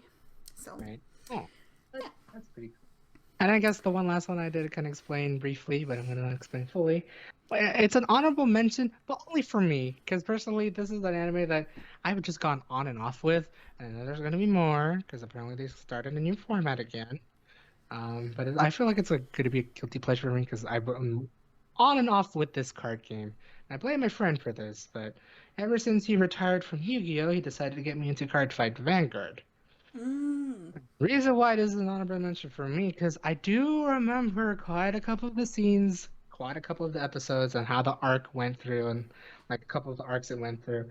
Like it's like you get the feeling of Yu-Gi-Oh. Yeah, you definitely get the feeling of Yu-Gi-Oh. It's just a card game anime with a storyline to it, and a pretty cliche storyline. If you've watched Yu-Gi-Oh, it's gonna be like having a similar. approach in a way, not like specifically, but like in a general sense. Mm-hmm. And it just stuck with me because I remember watching it throughout college, and then eventually quit the game, like take a hiatus on the game, and then a new format came out, and I got into the game, watched the anime, and eventually it came down, and then created another format, get into the game, watch the anime, and all that stuff. Rinse, repeat. And I feel like it's gonna happen again this year because they got a new format coming out and a brand new anime that's just released. May just get into it again with a friend. But that's definitely an honorable mention for me. Like, because I mean, I played Yu-Gi-Oh! And like throughout their seasons, but I don't feel like it's a true honorable mention because a lot of people know about it. I only Yeah. gave Card Fight an honorable mention for myself because it was something. It's a series that I always got back into, quit back into again. That Mm-hmm. deserves to be on here in a personal sense. Fair. Wow, goodness. A lot of really good ones on our list, I think, for both of us. So, Oh yeah. woohoo. Now we're going to slide into Overrated. Now, I'm going to quickly, I think we can both maybe do these two very quickly because we spent a lot of time on these two Right. in this episode. On my overrated list, obviously, despite me liking one and kind of hating the other, Right. SAO and Attack on Titan are my on my overrated list because Oh yeah. I think despite it, everyone has watched it.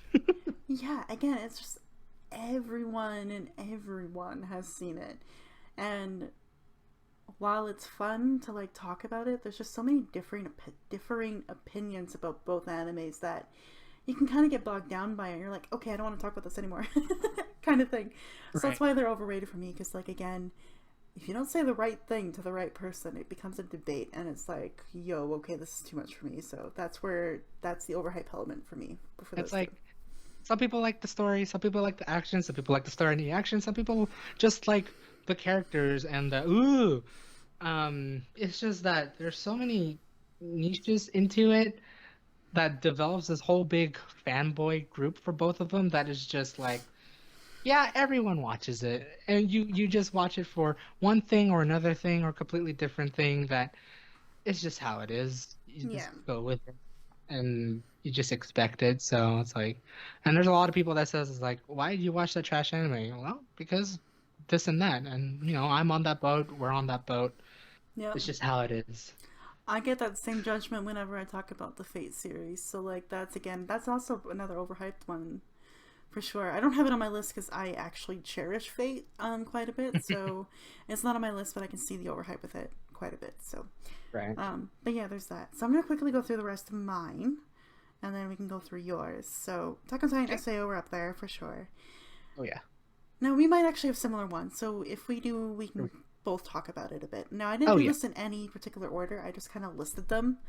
Same here. So yeah. So the next one, that's like, I think this is another one because of such a huge crowd of it. It could be a interesting comment section. I think for a lot of these potentially, but for me personally, I find Naruto to be overhyped. Oh yeah, that's definitely on my list, like 150% because really, like, no matter every corner you go to, I swear, at least, pre-COVID, just going anywhere, you say, what do you know about anime? Oh, like Naruto, you're definitely gonna get that, no Mm-hmm. matter what. And then Yeah. you just see like anything that's based on Naruto, like not Naruto, based on anime mainstream, it's most likely gonna be Naruto or like a couple others that are technically not on my list. I don't know if it's gonna be on her, but I just want to focus mostly on Naruto. Yeah. And it's like my friends like a couple of my friends watch it, which is understandable because they watched it when they were young teens when it was being dubbed over on Cartoon Network and all that stuff. So it's like they got into it. I never got into it as a child, never got No. into it as a teen, never got into it as an adult, and that's how it is. Pretty much. And like, I mean, the fact that we get stupid. I'm sorry, Naruto fans. I don't mean to call it stupid, but it's stupid. We still get really dumb memes with Naruto every once in a while, like the Naruto run. Like, that's been overdone in every freaking context of the world right now. It's too much, man. Like, there's a limit to, like, how much you can like anime that much. Oh yeah. No, but that's definitely understandable. And especially like for those who are like diehard Naruto fans, you be you, like how we are like fans of Attack on Titan Sword Art Online.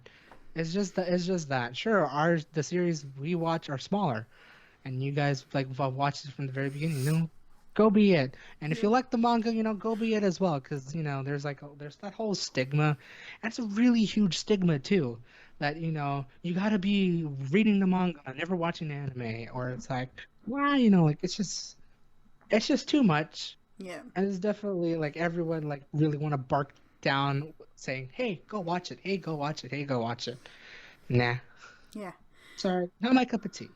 Yeah. And then these two I'm going to quickly bring up because I'm going to admit right now I may have only seen one or two episodes of these and just decided to stop there despite my golden rule of 3 to 4. Right. So I'm apologize that I never gave it the 3 to 4, but I'm going to just bring these up too because I don't know enough about them to really give a good Right. analysis of why it's overrated. But Fairy Tail One Piece, I don't know if it's just because it's just too young for me, maybe, uh, is why I couldn't get into it. Like younger, quirkier characters that I don't know. I couldn't really follow it or get into those two Yeah, fandoms a that's little bit at all. it's definitely a boys anime because it is a shonen series, so that's meant for like young teen boys. Yeah. Um, so that's very understandable. Um, I honestly I should have put Fairy Tail on the list of overrated because I've heard it's not really good, and I've seen it. It seems very cliche Mm-hmm. comparative to like the other ones. One Piece, I gotta give kudos though, because that has been a very long-lasting series, more than Naruto.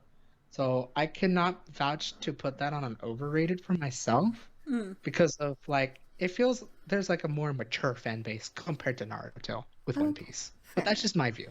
Fair. Well, are we ready for the next two on my list? Nope. Sorry, there's three on here that actually, you know what? I think the rest of these are just gonna make people yell at me. So no matter what, yell at me. Go for it. I'm gonna list these quickly, and then hide underneath a comment section. Um, so my next 1, 2, 3, 4, 5. Here we go. Full Metal Alchemist series. I Oh, I'm on that boat with you. Okay. I'm Let's on get that boat through. with Let's you. go through this one then. I I don't know why I couldn't get into it. Every time I see something online about Full Metal Alchemist and Brotherhood, it seems like something that I should really just keep trying to get into, All right. maybe do something with it. Yet every time I go back to it, I just can't get past like a few episodes. I For can. For me, I'm on that same exact boat. Even for me, I've watched FMA, at least Brotherhood, because I know I heard Fullmetal Alchemist, the original one, it's not the greatest one, and Brotherhood is the ultimate superior that you should just only watch. Mm, I remember watching snippets of it, and it's like, ooh, this does look interesting, and I wanted to get into it. Yeah, it just never did. Like, yeah. like once I started hearing more and more people talking about it like that, it's like, okay, I'm getting the Naruto feeling. It's being talked too much. I don't really want to watch it. Pass. It just Yeah. passed it. Yeah. My friends in high school really loved it, and they kept pushing it on me over and over again. And we got to the same like few episodes in, and I'm like, I don't have the vibe. I can't, I'm just, Right. it's not me. I'm sorry. And yet I realized that I watch really dumb animes like Cute Higher Defense Club Love. But anyway, it's fine. Um, Yeah, different strokes for different folks, right? exactly. So then my next one here, which if you grew up in our era, 90s babies, hello. This one might be like, shut up, Violet, how dare you? But Dragon Ball Z. I'm sorry, I don't get it. You're going around gathering balls with different numbers on it to bring someone back to life, maybe, but also fighting people.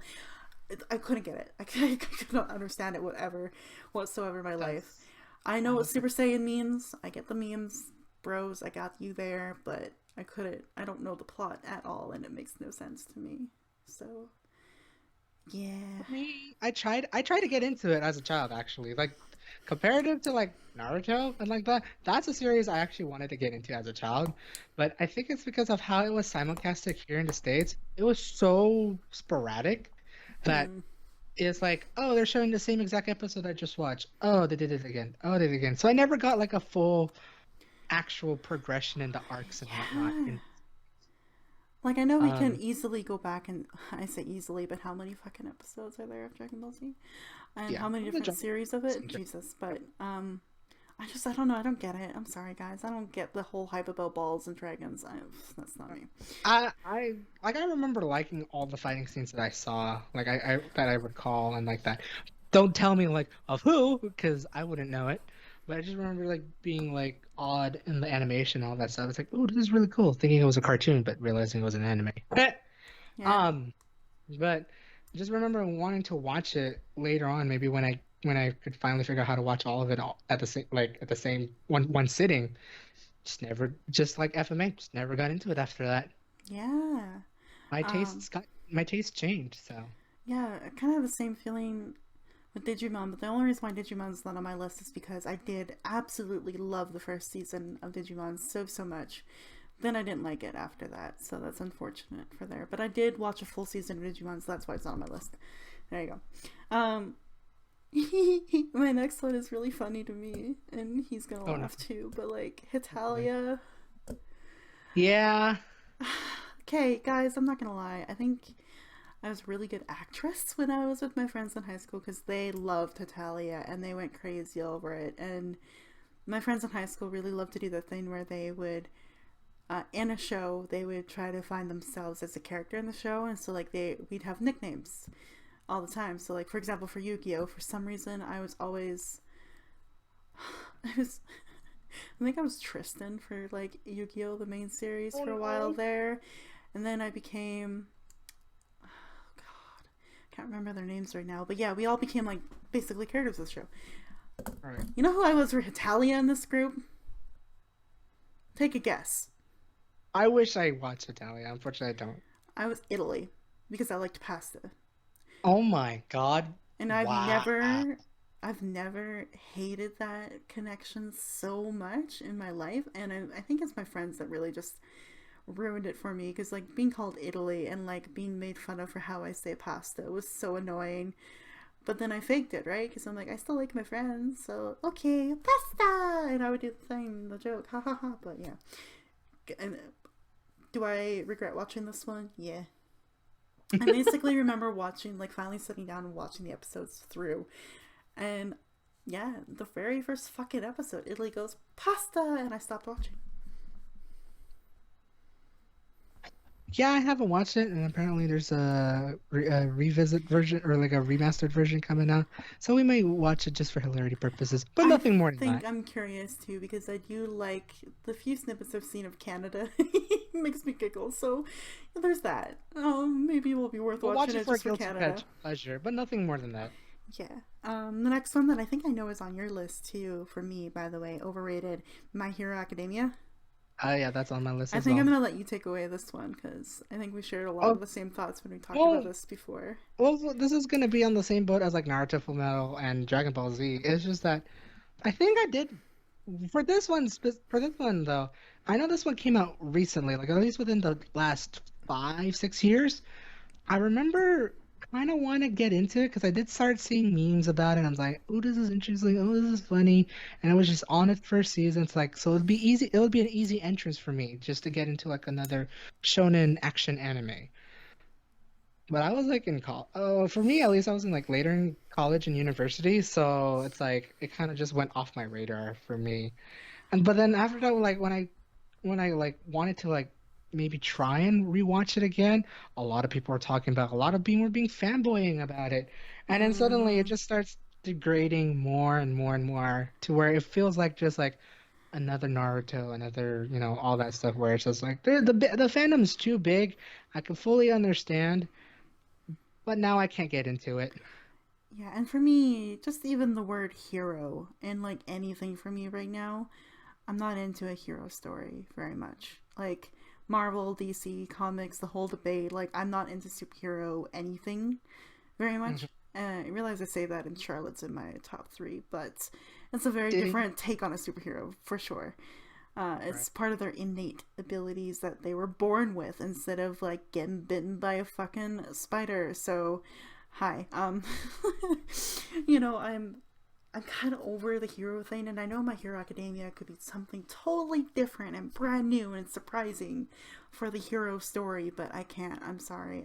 I'm over heroes. I'm over the hero story, Yeah, personally. I mean like Like, I understand for like those, like, I'm hoping maybe some of you guys would say it's like your guilty pleasure. If it is, awesome.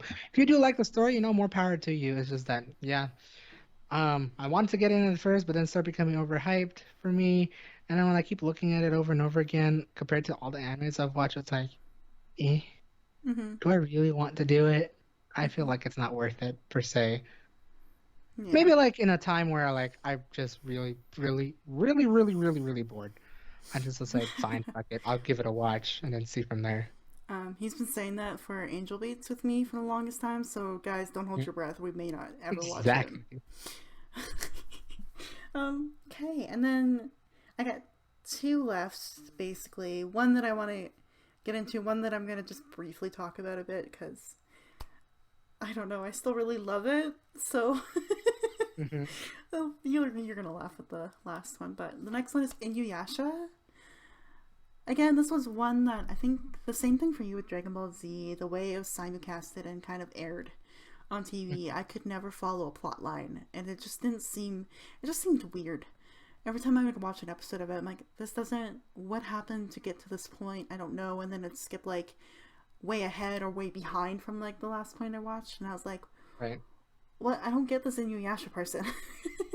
So I just couldn't really follow it, get into it. And sure, now there's definitely lots of places online where you can go down and sit down and watch a show from beginning to end. But even then, I still don't have an interest with it. Like, yeah, I don't know. Yeah, I remember having a close friend of mine back in back in middle school and eventually early high school that was just like really was a big fan of Inuyasha. I mean, I tried, like Mm-hmm. just leave it, but it wasn't me. Like for Yeah. same here, it just wasn't me. Like, Like I don't get me understand like that some fangirls would like it. Don't get me wrong, but that's Don't it. get me I, wrong. What's really, I think one thing I'll say about all of these, they're definitely overrated. There's so much artwork created for these characters and shows. I love that. I love that you love your joy. You love the show so much that you're Mhm. creating pieces and art for it. Absolutely. That's you, man. Go for it. Just please don't shove it down my throat because I've tried and I can't try anymore. Right. Like especially considering where we're coming from now, Yeah. and you've been hearing this whole list. It's just that like sure we recommended these, but it's like we're not gonna shove it down too much. We're just gonna say like this is what we saw and this is what we felt, and hopefully if you feel the same way too, awesome, continue watching it. If not, you know, there are other fish out in the sea to see. Yeah. So Is Snafu going to be everyone's number one? No, God, no. Are we going to tell you that it has to be? No, God, no. We all have different likes. but So, do we really like it? Yeah. but we really like it. So, just watch it. Right. Just kidding. Just watch it. We won't force you, but just give it a watch, and maybe we'll see why it's number one for us. Yeah, exactly. Next one, last one from you on my overrated list is he is a sports anime. That's the only hint Which I'm one? giving. Which one? Which One one? with a fantastic theme song. Do they go skating? Hee Skeety. So Yep. this one I was hesitant to put on my overrated list, Yuri on Ice, because I actually really love this anime for sure. No lie, I did like it too. But if you interact with enough of the fanboys for this one or fangirls of this one, you start to kind of like hate it. I'm sorry, ladies. Sorry, men. Sorry, everybody that loves this anime, but don't stop talking about it so much. Like, I get it. It's It was really great nice. for It's the time it came beautiful. out. It's great. It's funny that he's being compared to food. Yeah, I get it. But, like, dudes, let's just wait till the next season. Just hold your breath. Like, I'm. Let's just wait. I feel like It's that's where like I'm at with Yuri on Ice. right, it's like I want more, but like there's a lot of people that are really overhyping it now. It's just like, Like, okay, this fine, I'll next just be on season's that gonna be boat. the greatest. We're gonna see the relationship develop more. But I'm like, bro, we don't even know if they're gonna be in a relationship. Just hold the Right, phone, wait till that first episode comes back, kind of thing. right. Now, am I guilty of listening to History Maker like 8 Okay, million times a week? Yes, but it's uh, History Maker. You just can't not listen to it more than once. You have to exactly. keep listening to it over and over again. And plus, it's like oddly enough, the best English song for a Japanese anime created by a Japanese person. Right? It is so well done, and now there's so many covers of it that I can listen to it literally like 5 times in a row by 5 different artists. Anyway, Well, heck yeah. and No, it's a that's beautiful theme understandable. song. I love it. Hmm. The only thing that makes me sad though is that like it's a really good song to listen to randomly outside of everything.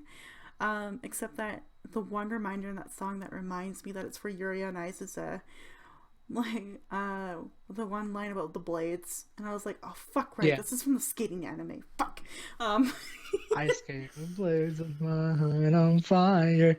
Anyways, exactly. That's the line that I well, I always. think I what the lyrics was. I could probably sing the whole lyrics without reading it. Me too. So that's how much that opening has really played upon in my heart. It was like really in my brain and heart. Yeah, definitely. But yeah, every time that like Blades line comes on, I'm just like, right, this is from a skating anime. Fuck me.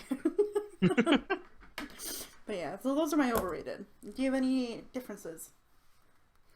So in terms of the last one we talked about, Yuri on Ice, I put that in a more like general section as an honorable overrated thing.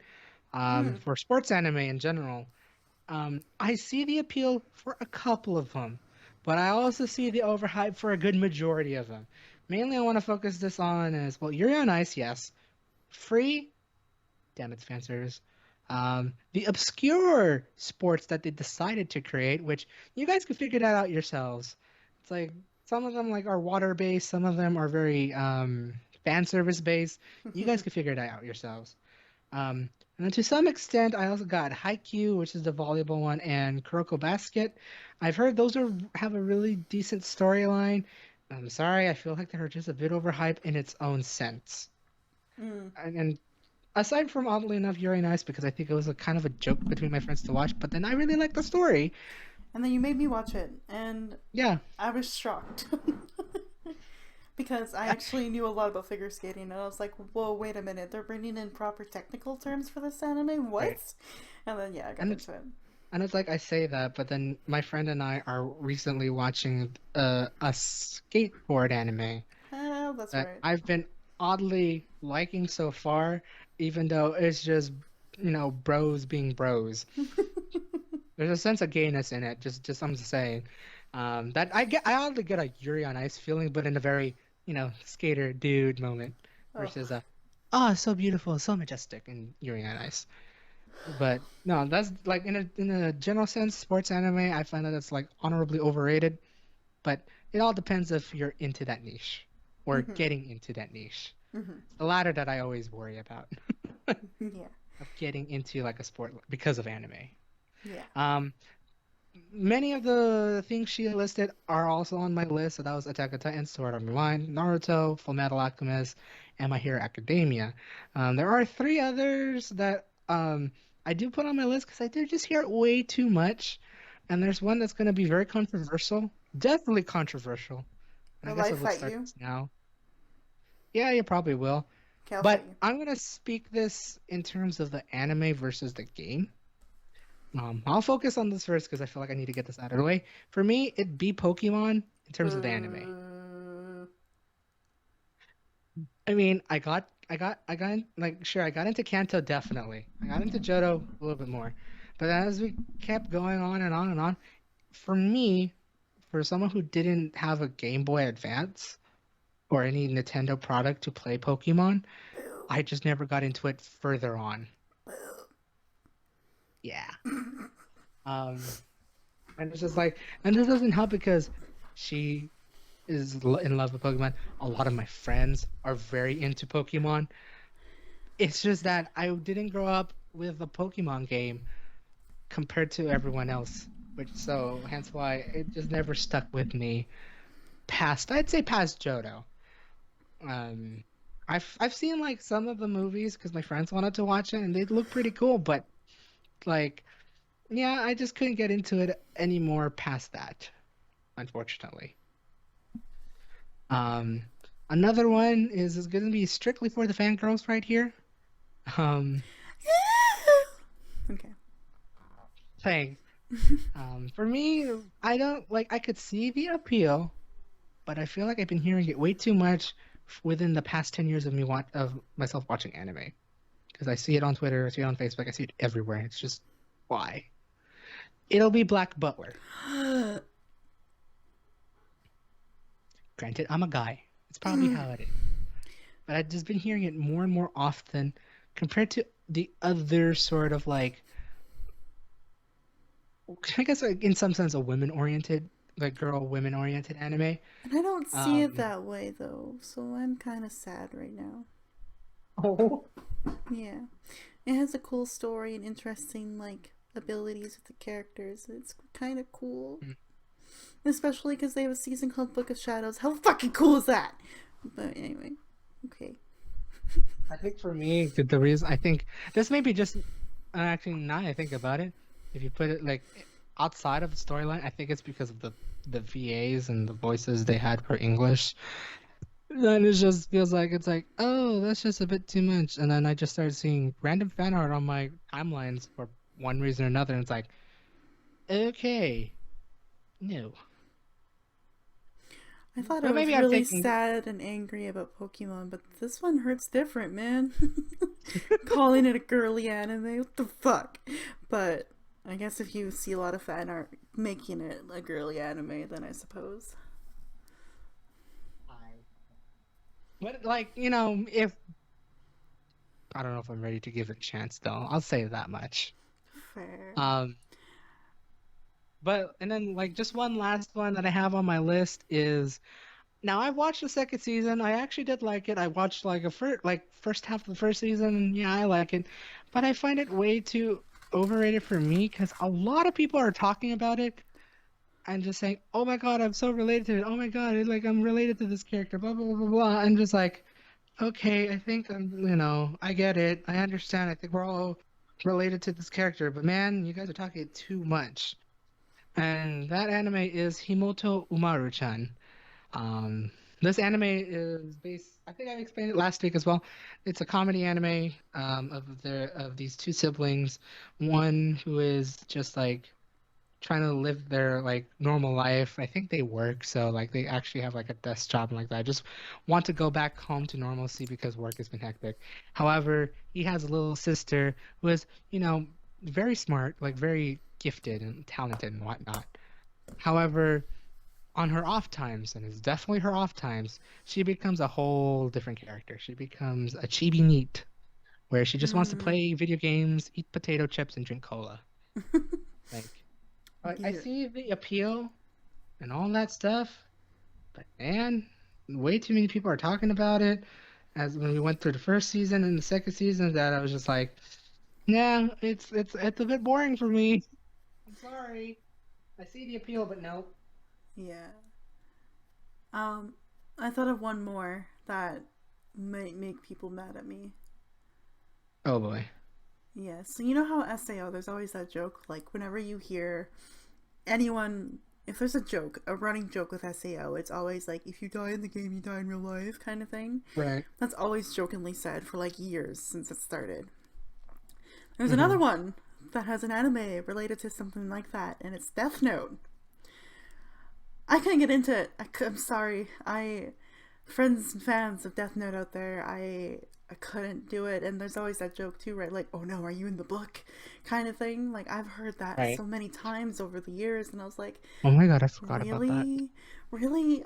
Like, I have to be scared of a book, and I don't get me wrong, guys, I haven't sat down and fully watched it.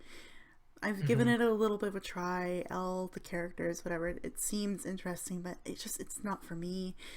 And so whenever I hear that joke, I just slightly cringe and I'm like, oh no, they're referring to L. And then what's worse is that there's that one Taylor Swift song that's kind of based on that concept, and I'm over it. And then gets ruined because of the meme. Yep. Yeah, no, Mm-hmm. I get you on that. For Death Note. I see the appeal for both sides, but nope, I could not get into it. Yeah, no. It's interesting, kind of weird, kind of different, definitely out there. I'll give it Mm-hmm. that, but I don't know. For some reason, though, if you think about animes like this, like, Black Butler, Death Note, for some reason, though, I got into Hellsing, so I don't know. Maybe there's something just weird with me. I don't Different know. strokes for different folks. Yeah. But there you go. My goodness. Do we want to do a quick overview before we end? Gosh. I mean, well, like if I had to put all of what we said during this whole podcast episode in one sentence, we all have our tastes. Um, if we share the same, mo amazing. If we don't, more power to you, really. Absolutely. And like, this is not a channel meant to be like the best top 10 of everything according to society. We are not that. We are two No, let's people watch who. Mojo. Let's watch Mojo. Yes, I wasn't going to say it, but thanks. Um, we're not that channel. What we have done for you all today in this almost 3 hour episode again is just explain to you guys our interests, the way we relate to things, how we watch anime, what sticks with us. And if you feel the same way or you can relate in the same ways to your favorite animes, great. Absolutely. Are some of your favorite animes on our overrated list? Probably. And, in most cases, I would normally want to apologize, but I think we went into detail and explained our sides a bit. So hopefully you can just at least take that as an ounce of understanding. Send hate mail to me. I will take it. Uh, Or send it to me as well on my Twitter DMs. yeah, go for it. But I think what is really cool with anime is that there are so many genres, there are so many different kinds, and there's so many for different age groups and audiences out there that there is something for everyone out there. And I think it's really cool to see, obviously, how far anime has come if we can talk about it for almost 3 hours. My God, I do again. I kind of wish if we do have the time, maybe in the next episode or whatever like that, we could talk about like the progression in anime because yeah, you could tell like our lists have like a wide variety of such. Now, granted, like it doesn't include like the old stuff like back in the 90s or early 2000s because those were like our childhood anime. Do I consider it being top 10 as an adult? Probably not, but that's just my view. And then if Yeah, I think if you pick the same there's. Violet, let's be like that. I mean, one of my childhood ones made it to my honorable mentions, and that's Card Captors, but I think for some reason I felt really connected to that one over the rest of the childhood ones. But I think that would be a different thing. If we were to do a nostalgia list, that may be where those belong, right? But Right. when it comes to nostalgia, nostalgia is like a personal kind of like memory, something you associate with it, right? It's not because, wow, I love the opening, the animation was great, blah, blah, blah. We don't. It, it's not like that, really, when it comes to the Uh-huh. childhood ones. So, yeah, I don't know. It's interesting. But I think we will do one more episode of animes because I really do want to talk about progression and stigma over anime because I think a lot of it has changed over the years, and I think we could probably ramble about that for at least an hour. Oh God, if I actually met with you like literally 10 years ago and talked about anime, it's like, ew, only the nerdy people would like it. But now it's Right? like today, it's like I've noticed that almost every single person that I know, even like for like my mom's friends who have kids, I've noticed they're into anime as well, and they seem like the person that won't be into anime, Mm-hmm. but they are. Yeah. And it's just like, and I've like remember seeing like other like watching YouTubers who has like already has well-developed families and kids, and their kids watch anime, and I didn't expect that comparing seeing their whole family lifestyle and things. So it's just Mm-hmm. a lot of things has changed over the years in terms of the anime side, like on anime itself. It's Yeah. becoming slowly more and more mainstream compared to a decade ago. And yeah, while it's kind of weird to have a guest for multiple episodes for a podcast, it is a little strange, but I definitely want to bring him back because I think if you guys can tell, we both have seen a lot of different varieties of animes between the both of us. But he's also seen a lot more. So I think hearing his progression, because he's obviously seen more from a longer period of time than me, it might be interesting. And then there's also the opposite, where I've seen a lot of childhood animes from start to finish versus him. Right, and then So, I want to know how you managed to rekindle your fire for anime. I mean, sure, it could. I feel like there's probably more than answer to just maybe me and a couple friends. oh yeah, there's a little bit more to it, definitely. I think it has an element of nostalgia to it for sure. But we'll get Oh, into that next episode. So I'm gonna end it here, guys. Goodness, thank you for bearing with us for long episodes. I hope sorry again. I hope you're baking a cake and has like 3 hours down to listen to this. That might. Hopefully you ate a piece of your cake by the time we ended this episode. Yeah, go bake something and listen to this. Why not? No, but thank you, Spam, so much for this. This was a fun project. I think it got our No brains working. problem. I'm kind of glad that like no, I'm definitely glad to like talk about this because like I've always like wanted to like kind of talk about anime, but I never could figure out the proper direction to it because this you could go many ways to it. But I'm kind of glad just joining with you for this, just to like just casually talk about it. And hopefully Yeah, you guys enjoy it too. I did. I think what makes us work well together is realizing that we do have things we want to talk about, and then I have the organizational brain to organize it in a way to make it a fun conversation. And that's why we have this podcast.